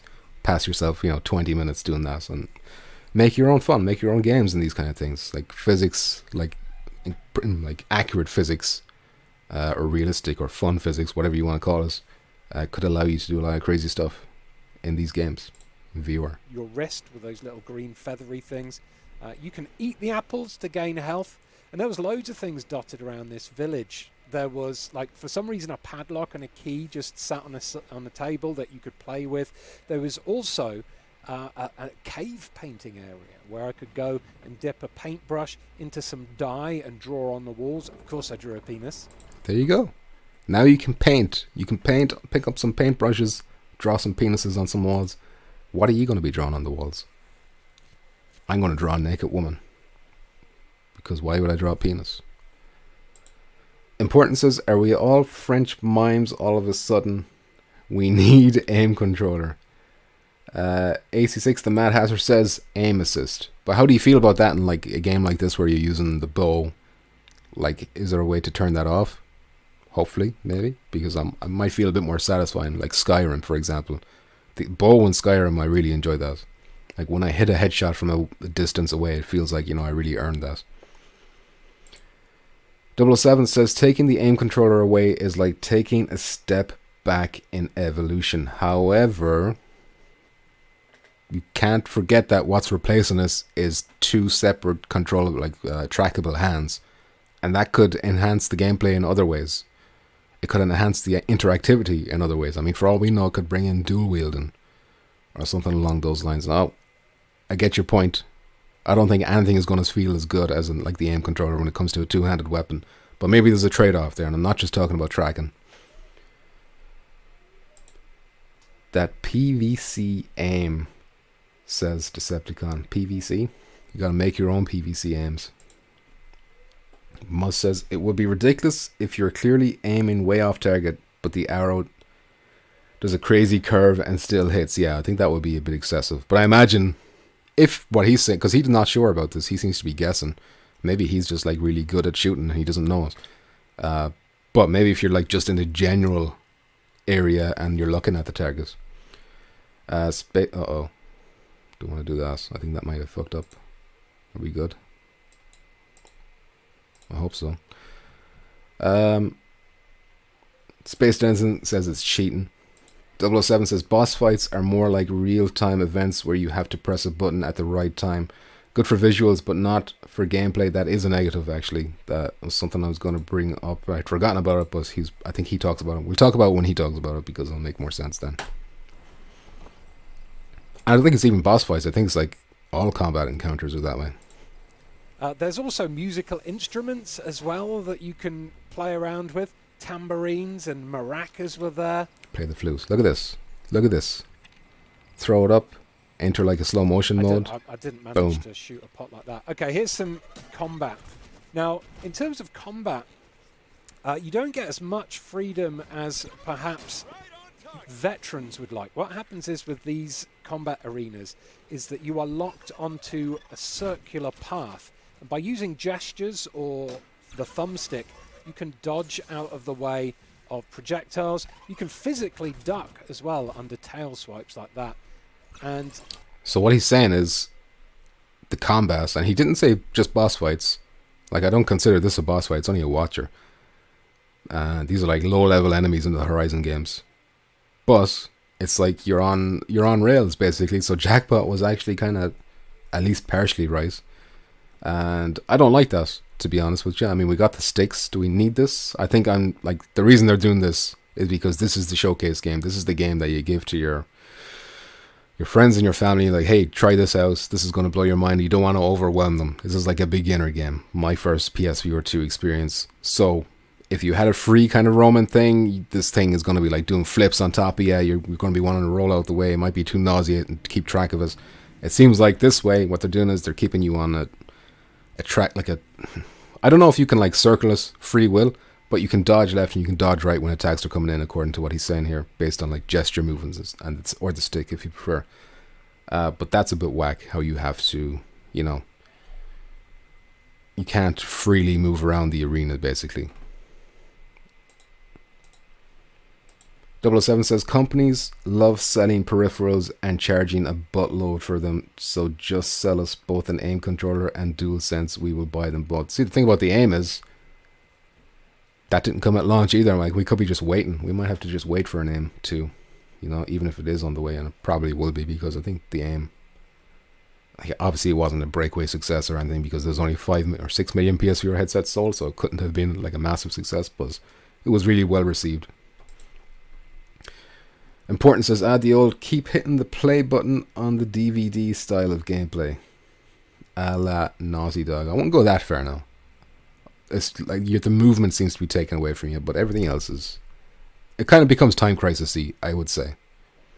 Well, at least that's what I'm getting in my head from what they're saying. Space Denizen says, is there a jump though? I don't think so. Nobody has mentioned a jump in any of the previews I've seen, and I think they probably would have. There's no roll either. The Horizon games have rolls as well, and they've taken that out too.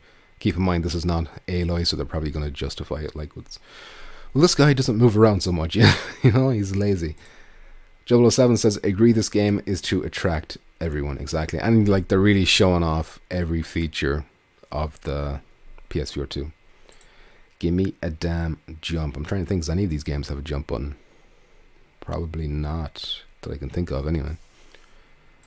007 says, you have to press 2 buttons and swing to the side. This will allow the player to dodge sideways. Yeah, but I'm just gonna... That's effort when you can just use the stick. I'll just tap the stick to the left or the right. You just basically dance around. You kind of circle strafing the enemies and dodging at the right time while also shooting your arrows to take them down. Yeah, like I say, it's not the most free combat that you could possibly have, but it's a nice, easy solution for newcomers, and actually works quite well when you're deep in a big battle, especially against something like this. Thunderjaw. It's a super exciting experience. This Thunderjaw in VR is absolutely massive. It's intimidatingly big. So when you're like being charged at it, when you're trying to dodge its tail, and you can hear the tail going over the head with the 3D audio, it feels like you're actually there. You can hear the tail going over your head with the 3D audio. I mean, that's insane. And throughout this fight, the Thunderjaw didn't lose any detail at all. It was so easy to kind of pinpoint areas to fire my arrows at, because even from a distance, nothing was blurred. You knew exactly what part of the Thunderjaw was what and which part you were aiming at. Honestly, my jaw was pretty much on the floor fighting this thing. It was such a visual spectacular, even though maybe the combat was a bit more rigid than I would have liked. There's loads of different patterns of attacks to dodge as well. No rolling like Aloy does, of course. You just have to slide. Rolling would make you spew. Alrighty, next up we have a huge chunk of... I'm guessing GC is gone right now, but we're talking about her game now. Walking Dead Saints and Sinners. The Mad Hatter says, sort of reminds me of Half-Life Alyx. Here's a beautiful looking game, here's some neat mechanics, here's gameplay probably more suited to newer VR users. Exactly. I hear that complaint a lot, especially when they're trying to mod us into being a flat game and they're like, well, the enemies are trash. They're just like, very easy. But it's a different story for a beginner in VR. Important says, Thunderjaw, isn't that your mom's nickname? Good one.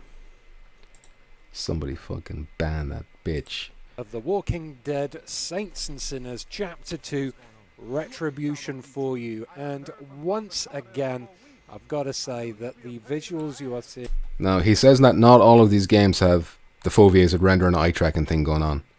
And I'm wondering if this one is one of those games that doesn't have it, because what's the fourth game? What's the fourth game? What does he end on? Oh, the Star Wars one. I think he mentions that Star Wars has it, Horizon has it, Resident Evil has it. So that must mean that Saints and Sinners is the one that doesn't have it. So if there is a game that maybe does have them hints of, you can tell you're in a VR game, like maybe a bit of shimmering or something like that, that could be because it's not, I don't notice this in the gameplay here or in any of the footage, but if it is in the headset, then it could be because they're not using the foveated rendering, I think, based on what he's saying. Right now are pretty accurate to what I saw in the headset in terms of just detail, color, and just general sharpness of the image. I've played the original game on PlayStation VR and PC VR before, but neither looked as good as this. And I put that down partially, at least, to the OLED display and the 4K HDR, because that allows you to see in the dark a little bit better than before. Keep in mind as well that this game is coming out in PSVR 1. This is not like a next-gen exclusive. So there could be some limitations in place because of it. It has to cater to these weaker hardware. Combat-wise, this was an excellent use, or an excellent demonstration for me, at least, of the headset-based controller tracking. So you've probably seen them already, but there are 4 cameras built onto the front of the PlayStation VR 2, and those cameras use inside-out tracking to track the player, aka me, and the controllers using these cameras. So when there's a game as complex in terms of physical items as The Walking Dead Saints and Sinners, Day 70, it was super satisfying to see that pretty much every single one of my physical movements was tracked properly. I remember playing this game on the PlayStation VR that looks really with clean. The PlayStation Move controllers, and although it is still a phenomenal game, the hands touching the walls, tracking issues involved with those Move controllers. That's like Naughty Dog level shit. When you're seeing Nathan Drake walking down, he put the hand out on the wall and kind of skim along. So you're seeing that here with Saints and Sinners. Like, they really, in the first one as well, they really nailed interacting with the world and like physics and stuff like that. And here, absolutely no tracking issues at all. Every movement I made was accurately tracked. If I fumbled with my weapons, it was down to user error, not grabbing the right area to grab a weapon, or not reloading in a specific way. One of the best things about The Walking Dead Saints and Sinners that I can say is that the original game made a virtual world feel physical and real. And here, it's just, they've magnified that with some extra nice little touches. afforded by the PSVR 2 headset. Now, we've just seen the player here There you go. put Attachments. a laser sight on an assault rifle. The laser sights are new little attachments that you can pick up, and you have to physically put them onto the gun and then physically touch an on button on those laser sights. So watch his finger there. I wonder, is that like a finger detection thing? If you look at his finger, the gun and then physically touch his index finger. See? an on button on those. He kind of lifts it off. Is that when he's pointing to us? On the screen behind? I'm moving frame by frame. I think he might be tapping us. Turn them on. So everything's really tactile. There, he's doing it again with the other hand. You're going to have to use your hands and the finger tracking. There you go. Finger tracking. Really delicate little things that would not have been possible on the PlayStation Move controllers. So if you're doing these small little things, interactions with the finger tracking, then that must mean that at least in this game, Saints and Sinners, that the finger tracking is reliable. You know, it's tracking well if you're able to pull these things off. Wrong button. Whoops. Laughing Face, Star Wars. Yes, that was the fourth one. Can't ban a fellow mod. One day I'll rise a letter to YouTube and complain about that. I hope they give us loyal PSVR 1 people first dibs. Do not count on that. I mean, I was a loyal PS4 person. I didn't get any first dibs on PS5. Although there was some kind of thing you could sign up for and then they'd warn you, but you know, still you didn't really get priority that much. Important says no Firewall gameplay yet. I mean, what they did show was supposedly a mix of gameplay. Did it say a mix of gameplay? Or did it just say that was running on PC Engine? I can't remember. I have to go back to that. But they said gameplay soon. So I'm hoping we see like an actual multiplayer match from beginning to end to get an idea. You know, and show us what the 3 rounds looks like. Do we swap? Is there like a way to pick out loadouts from attack into defense, stuff like that? We'll talk about this in a Firewall video. There's a lot to talk about with Firewall. Decepticon says, I have a feeling a lot of the ports won't, exclusives will. This is what the Quest does to your mind, folks. Have a good look. Have a good look with what the Oculus, the Meta Quest, does to a man.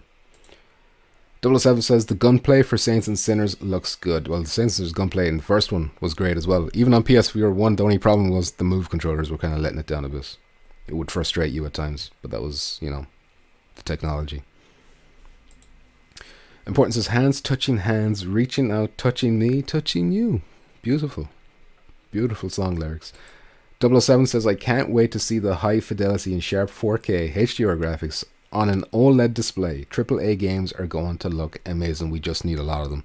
We just need them. Technology is there. It's just waiting for them to come in. Decepticon says, not having to worry about a camera tracking you is a hard habit to break first.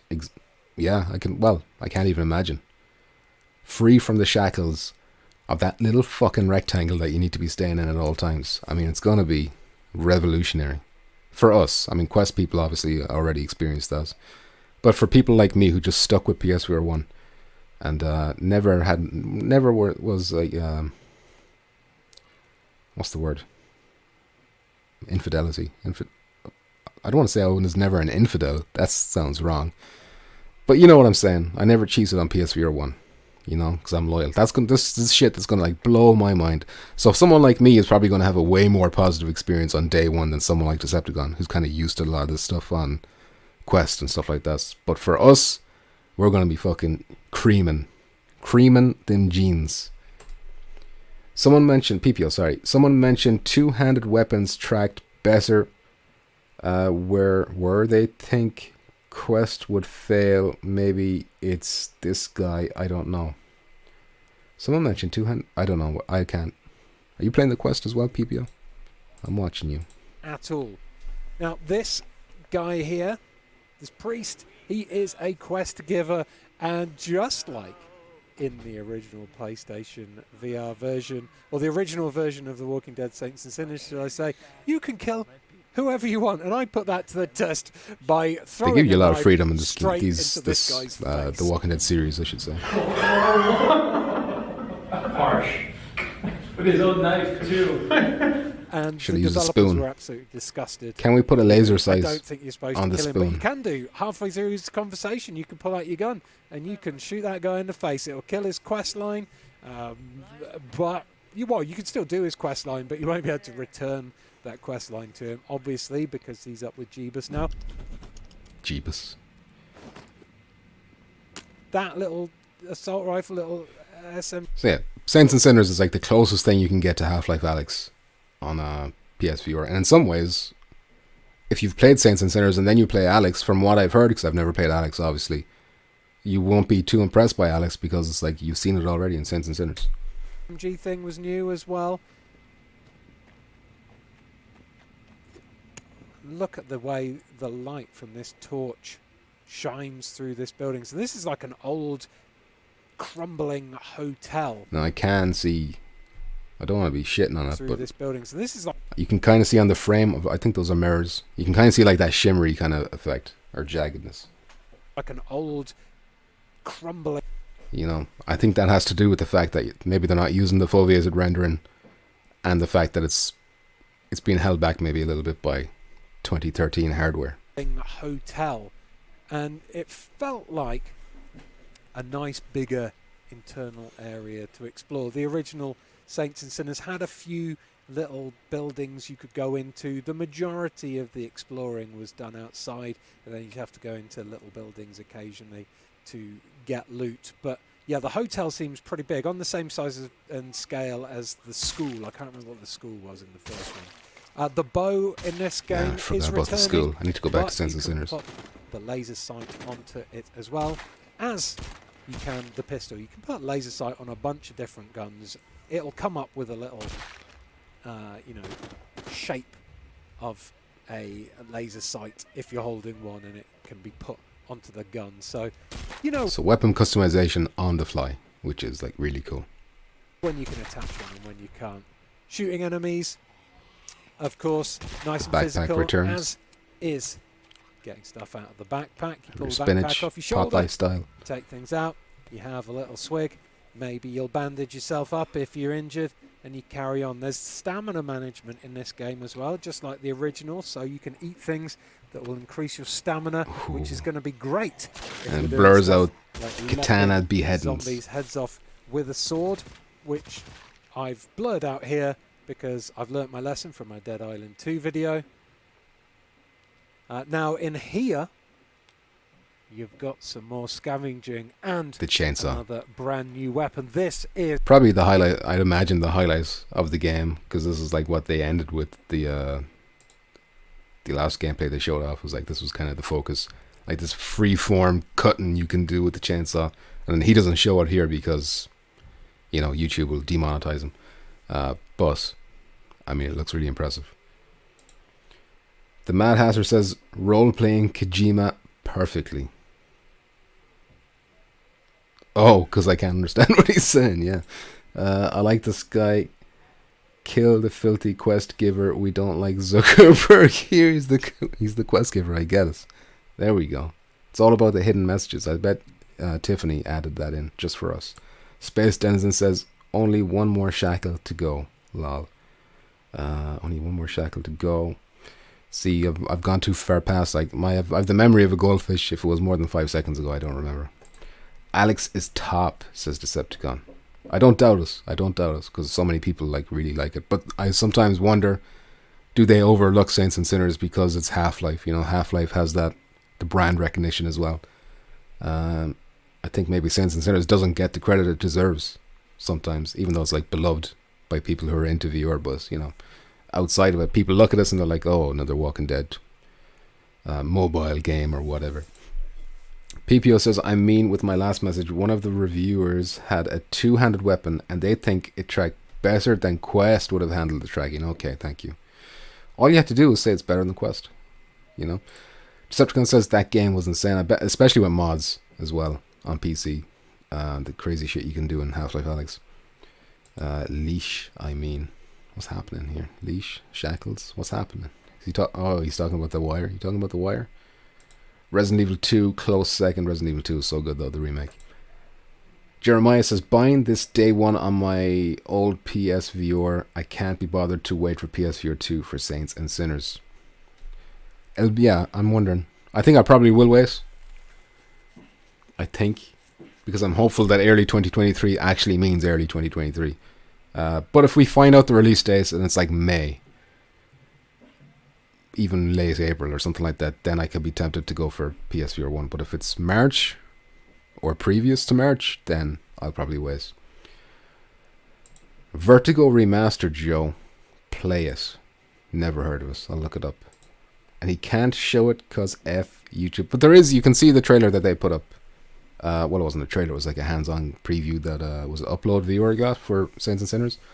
And at the end of that, they go into the... I mean, it's the same section here. It's like the hotel where he has the chainsaw and he's like slicing and dicing. Decepticon says, Saints and Sinners is solid, but not Alex. There we go. I mean, they probably got the big budget as well compared to Saints and Sinners, which helps. And like the more realistic gameplay, whereas Saints and Sinners is going for the graphic novel style look to it. Alex gameplay put me to sleep. Took a year break before I finished it. Wow. There we go. Decepticon and the Mad Hat are about to throw hands over Alex in the chat. You all see Kojima made a Quest game. I saw him wearing a Quest headset, alright, but then people were replying saying that it's like a virtual boots for TGS or something like that, so that's kind of killed my excitement for a little bit, but I will be, of course, monitoring the situation closely because I goddamn love Hideo Kojima. I'd do anything for him. Anything. Yeah, I thought Alex would have been a lot better. It's good but overhyped, says PPO. Well, there you go. This is what I'm talking about. People see that they played Saints and Sinners and then they play Alex and they've got them to compare each other. It's like, well, hold on a sec. Alex doesn't really deserve all this praise that it's getting. What's the best? Oh, damn. Decepticon about to thrash whatever game Hazard likes best. The chainsaw, and the chainsaw is really, really cool to use. It's a two-handed weapon, and chugging it up, like revving the engine by pulling the cable is really cool. Oh yeah, you can draw lines on the wall. Look at that, and they don't seem to fade away. Cutting holes into walls. So obviously more penises. Around, and obviously it can also cut zombies into pieces. I've actually cut that out, though. There is a bit coming up where there's an extended bit of zombie combat, and I've completely left that on the cutting room floor because, again... The only game I'm not excited about is Star Wars, but then I saw some of the Star Wars footage today with, like, an automatic rifle. I was like, oh, that kind of looks good. Round levels. I think this is the proper way you have to go through this vent. You're sneaking into this area to find something that the priest wanted. First off, got to clear out all the zombies. Physical reloading, nice and quick. And very satisfying taking down. See, he played it smart by staying in the vent and shooting them from the vent, whereas other people might have just rushed in. And then they'd be surrounded by zombies straight away. Well, can be dual-handed. Reloading is just awesome. Take that. You can also dual-wield weapons as well. This player is using a knife now to take out some zombies. Censorship. Locked door up ahead. Need to work out how to open the locked door. I think you need a code or something. Oh, you have to turn the power on. That was it. So you come in here, you have a little look around for loot, and then you're like, okay, we want to turn the power on. But unfortunately, the power also just catches sets fire to itself and turns on the sound system. Sound system, obviously loud music is going to attract zombies, and you can't turn it back off again because everything's on fire now. So what you're going to want to do here in this bit, once you've dealt with the zombies, so this is like a big set piece moment. Multiple zombies, is take out the speakers which are broadcasting the music. Now there was an extended bit. There you go, speaker down. There was an extended bit of chainsaw combat where you're chopping zombies in half, chopping their heads off, cutting them straight down the middle. Once again, I've removed that. The sound is so satisfying. Sort of stuff. So we're carrying on without it. You get the idea, though. You all know what it looks like to chainsaw a zombie in half. We've seen the movies. Right, take that, speakers. This was the lengthiest demo I got to play during my hands-on session as well, by the way. It was definitely the freest. The rest of the video will be blurred. And Star Wars were definitely a bit more scripted. Resi obviously has a bit more freedom, but here, you know, the best thing about the Walking Dead Saints and Sinners games is just how much, you know, well, freedom you're given. It's super immersive, being able to do exactly what you want, when you want, being able to follow your own plans, even if those plans unexpectedly crumble, make this. So Horizon has the AAA visuals and stuff, but Saints and Sinners has the actual freedom. I mean, compared the combats in Horizon where you're forced to strafe left and right, and that's kind of it to this. Some people will love one, some people will love the other. I will probably like both. Space Denizen says, Alex, for the visuals and narrative, Boneworks for the gameplay. And Boneworks is another one I'm looking forward to getting. And I think the guy who's created it, was his name Brendan something. He's practically confirmed it's coming to PSVR 2 without saying as much. At the moment, it's Into the Radius, even though it's a bit janky. I just love the freedom in it. That's something I haven't even heard of. Into the Radius. PPO says, I want to be locked in a room and cut out a doorway and make a getaway. That would be cool. Decepticon says, the only thing I liked in that game was the screaming. The Mad Hatter says, our guns used a lot in the first game. Yeah, I remember using a revolver a lot, and then you'd eventually use a shotgun and maybe an assault rifle as well. But the spoon, yeah, frying pan is OP, says Decepticon, but I remember the spoon the most. Just grab a zombie in the head, stab a spoon into its eye, and pull it out again, and that's all you had to do. The flashlight and handgun look like Firewall. Ultra says 007. Reminiscent. We're seeing Firewall Ultra everywhere we look now. I look at my child's face and I see Firewall Ultra. I hope they patch Saints and Sinners 1 so you can play it on PSVR 2. Really don't like using the moves to walk around. That would be cool, especially like, you know, bundle them together as like a package. That would be really nice. PPO says, can I have a laser sight on my frying pan? I already asked for one on the spoon. So hopefully, Tiffany, if she comes back and watches us. Or this series, one of the most immersive and best VR games I've played to date. That's a code we rescued. That's allowed us to get into a safe and pick up another new weapon. Shorty. A sawed-off shotgun. Let's grab all the loot and stuff and the ammo. This little sawed-off shotgun obviously only takes 2 cartridges, so you're going to need to do some hasty reloading once you've taken down some zombies. Nice and easy to reload as long as you know where to grab your ammo from. Smooth reload. Virtual pouch. You wouldn't believe that this is PSVR 2 or PSVR. Pull the trigger. Boom. Zombie gone. So satisfying to kind of close that gun with a flick of the wrist as well. Thanks to the adaptive triggers, each gun feels slightly different to fire as well. Nice, nice. And here we can see a little bit of dual wielding with a pistol with a laser and a sawed-off shotgun. I wouldn't recommend dual wielding big guns like assault rifles because you need to steady. We're going to look back in 10 years at PSVR 1 and we're going to be like, man, remember when we had to move around by holding a button instead of using a stick? With 2 pistols. Very satisfying indeed. And we did it for years. Take that, you shitty zombie. Boop, boop. 6 years. Lovely.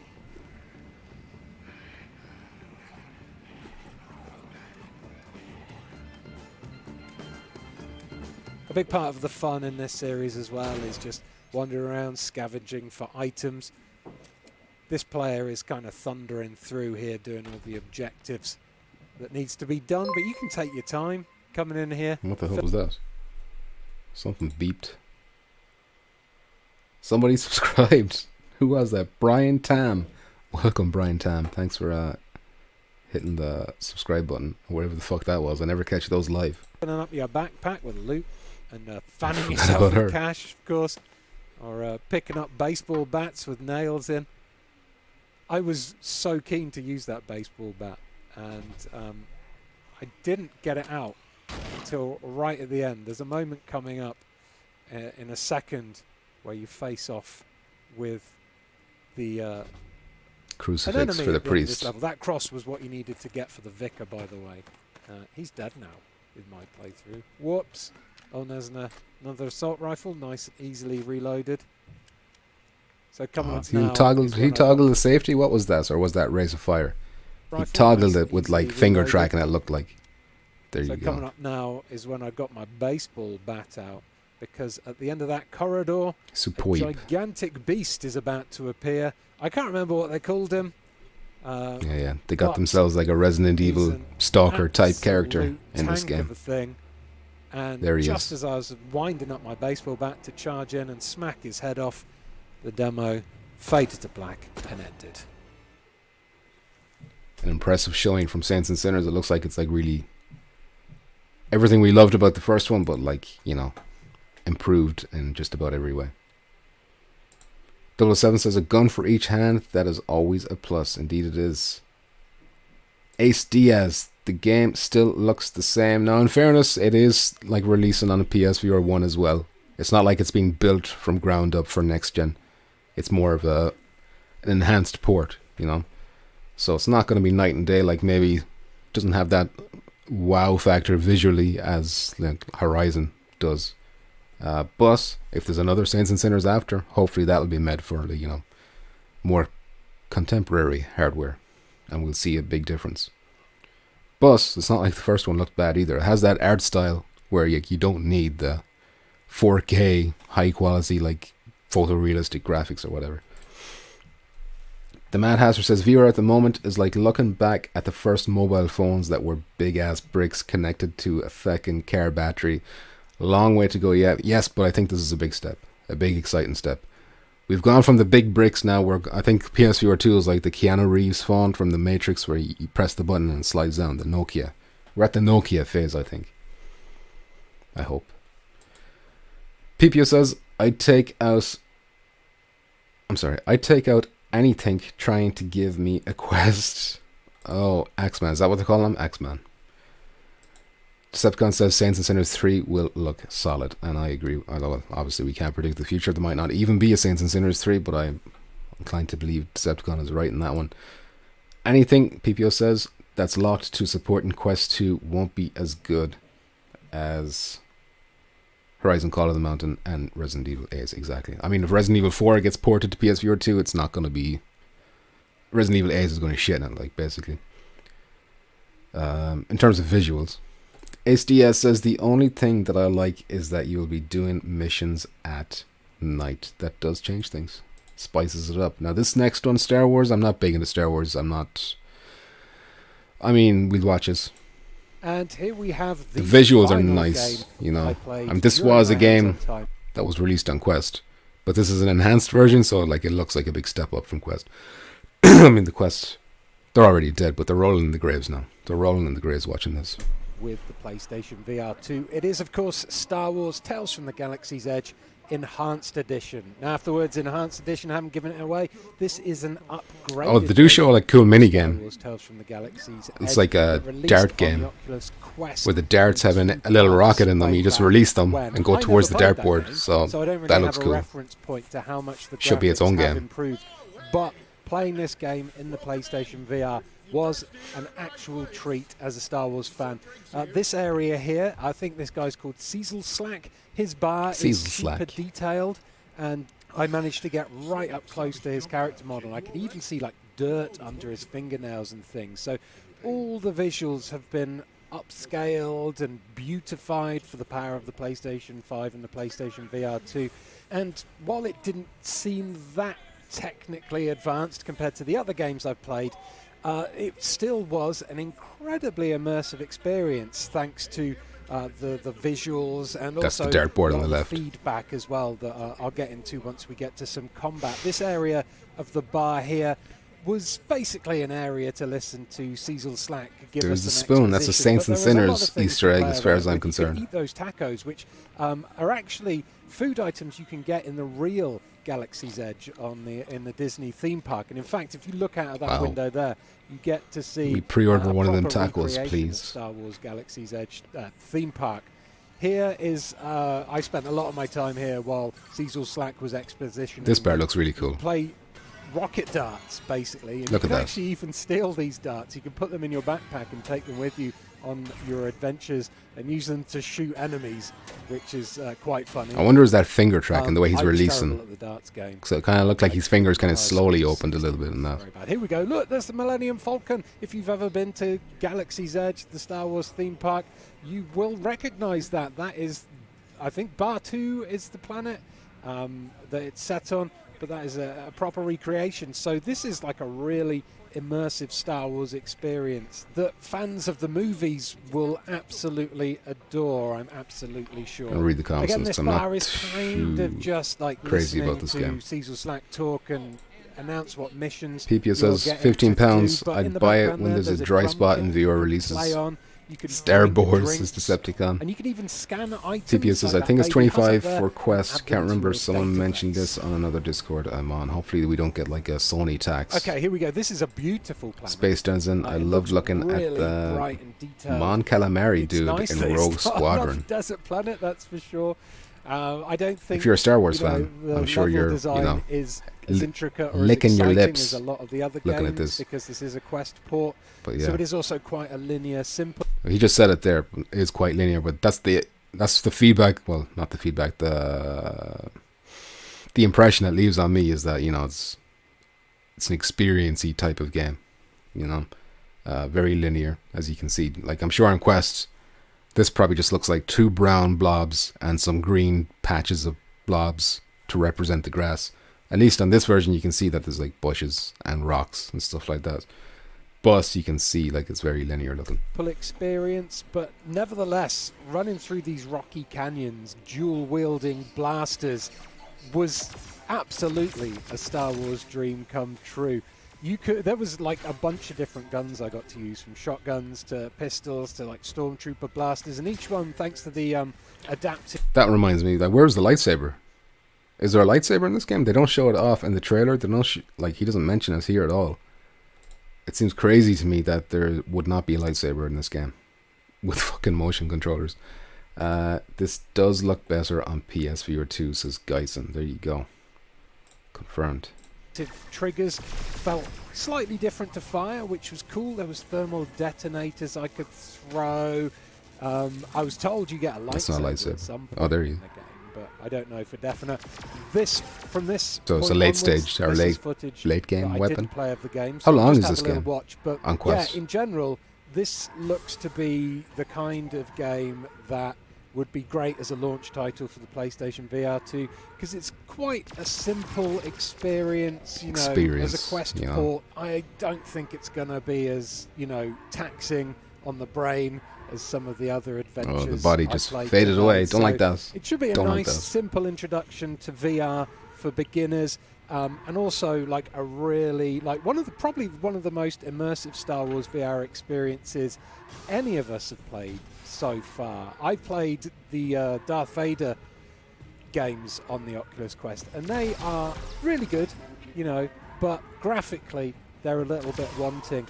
Here on the PlayStation VR 2, obviously everything has had a huge graphical improvement, but you do also have the benefits of eye tracking, 3D audio. So he confirms eye tracking for this one too. Feedback in the guns and the headset, so way better. So it must be Saints and Sinners is the only one that doesn't have eye tracking. Version.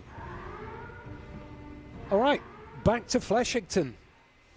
And that's about it from me at Ian's VR Corner this week. Thank you so much for checking out my look at the PlayStation VR 2. My time's technically up here now. They want to kick me out, but I'm going to go and see. So yeah, I don't think he goes into any more details. Now, I do have the source for this in the description if you want to check it out yourself at any time or whatever. But I also recommend you go check out, VR Oasis, even IGN, all these other ones. Like, look into as many of them as you can, because some of them do mention things that other ones don't. Again, like I told you, that guy at not First Contact. Kind of funny. He was the only one I've seen mention the vent and how there was no fog on his lens. Nobody else mentioned that they did have fog, but I think that just means it's working as intended. But it was nice that he pointed out that there was no fogging up of the lenses, so that points to the fact that that vent works. PPO, I wouldn't want to see this on Quest if this gameplay looks better on PSVR 2. Flush that Quest down the toilet ASAP. Decepticon, there's a few of these types of games, all hard pass. Yeah. I mean, we're going to get these ports. Low-hanging fruit for a lot of people who are going like, well, we made some money on Quest. Not a huge amount of money because, you know, even though the Quest is like really sold really well, it's nothing compared to like a console or something like that. So let's get it on PSVR 2 as well and make a quick buck. You know, not that, like, this seems like they put work into this. This is like an enhanced edition, so I'm not trying to say it's a lazy port or anything like that, but it's not like they reworked the gameplay or anything. It's still, you know, you pull off the monster's mask and it's Old Man Quest underneath the whole time, and Scooby-Doo eats a sandwich. The Mad Hatter says, that's interesting. I've never seen a game with floating arms, but also a full body. Is that what's happening here? I didn't even notice that. I'll take your word for it. I'm not going through that again. We've been streaming for some time. I'm trying to find the clock. 2:17, I think it says. So I think this is probably a good spot to end the stream. PPO says, I'm surprised we didn't see Firewall Ultra or a little bit of Demio. Well, I'm less surprised about Demio because I don't know if that's the... I mean, I know it's a good game from what everyone says, but I don't think it's going to be the one that like draws the crowds. I don't think you want... It's not like a for everyone kind of game. Firewall, however, military shooter, much more popular. That one is a bit more surprising, but for all we know, maybe Firewall is a bit further out. Maybe it's not ready for like public demonstrations yet. Maybe when you do show Firewall to like a hands-on kind of a showing, you want multiplayer to be shown, because that is the heart of Firewall as far as I'm concerned. You know, the PvP, and maybe that's just not ready yet. You know, it might take more time considering like all these titles that they've shown today. The 4 hands-on, they were all single-player only games. I know Firewall does have this new PvE content that's coming. Who knows what it is exactly, but maybe that's not in a place yet either to be shown. Wait and see. Demio looks cleaner. Space Denizen says Vader series was weak, but the dojo is amazing. Decepticon says real solid game. That one will be fun for the PP gang. Which one are you talking about, Demio? Anyway, ladies and gentlemen, thank you for watching. It has been a pleasure to talk about PSVR 2 and like such a we got like a spoils. I'm hearing shouting down there. We're spoiled for choice now today with like, you know, where you want to get your information stuff from. There's probably a lot of stuff I've missed from like other previews that maybe I haven't even seen yet, because I don't know how many people exactly got their hands on this. So I would recommend you go check out as much as you can, probably get some more information, and let me know on Twitter or in the comments or wherever if, you know, there's other cool stuff you've seen from other ones that I didn't see here or I didn't talk about at all.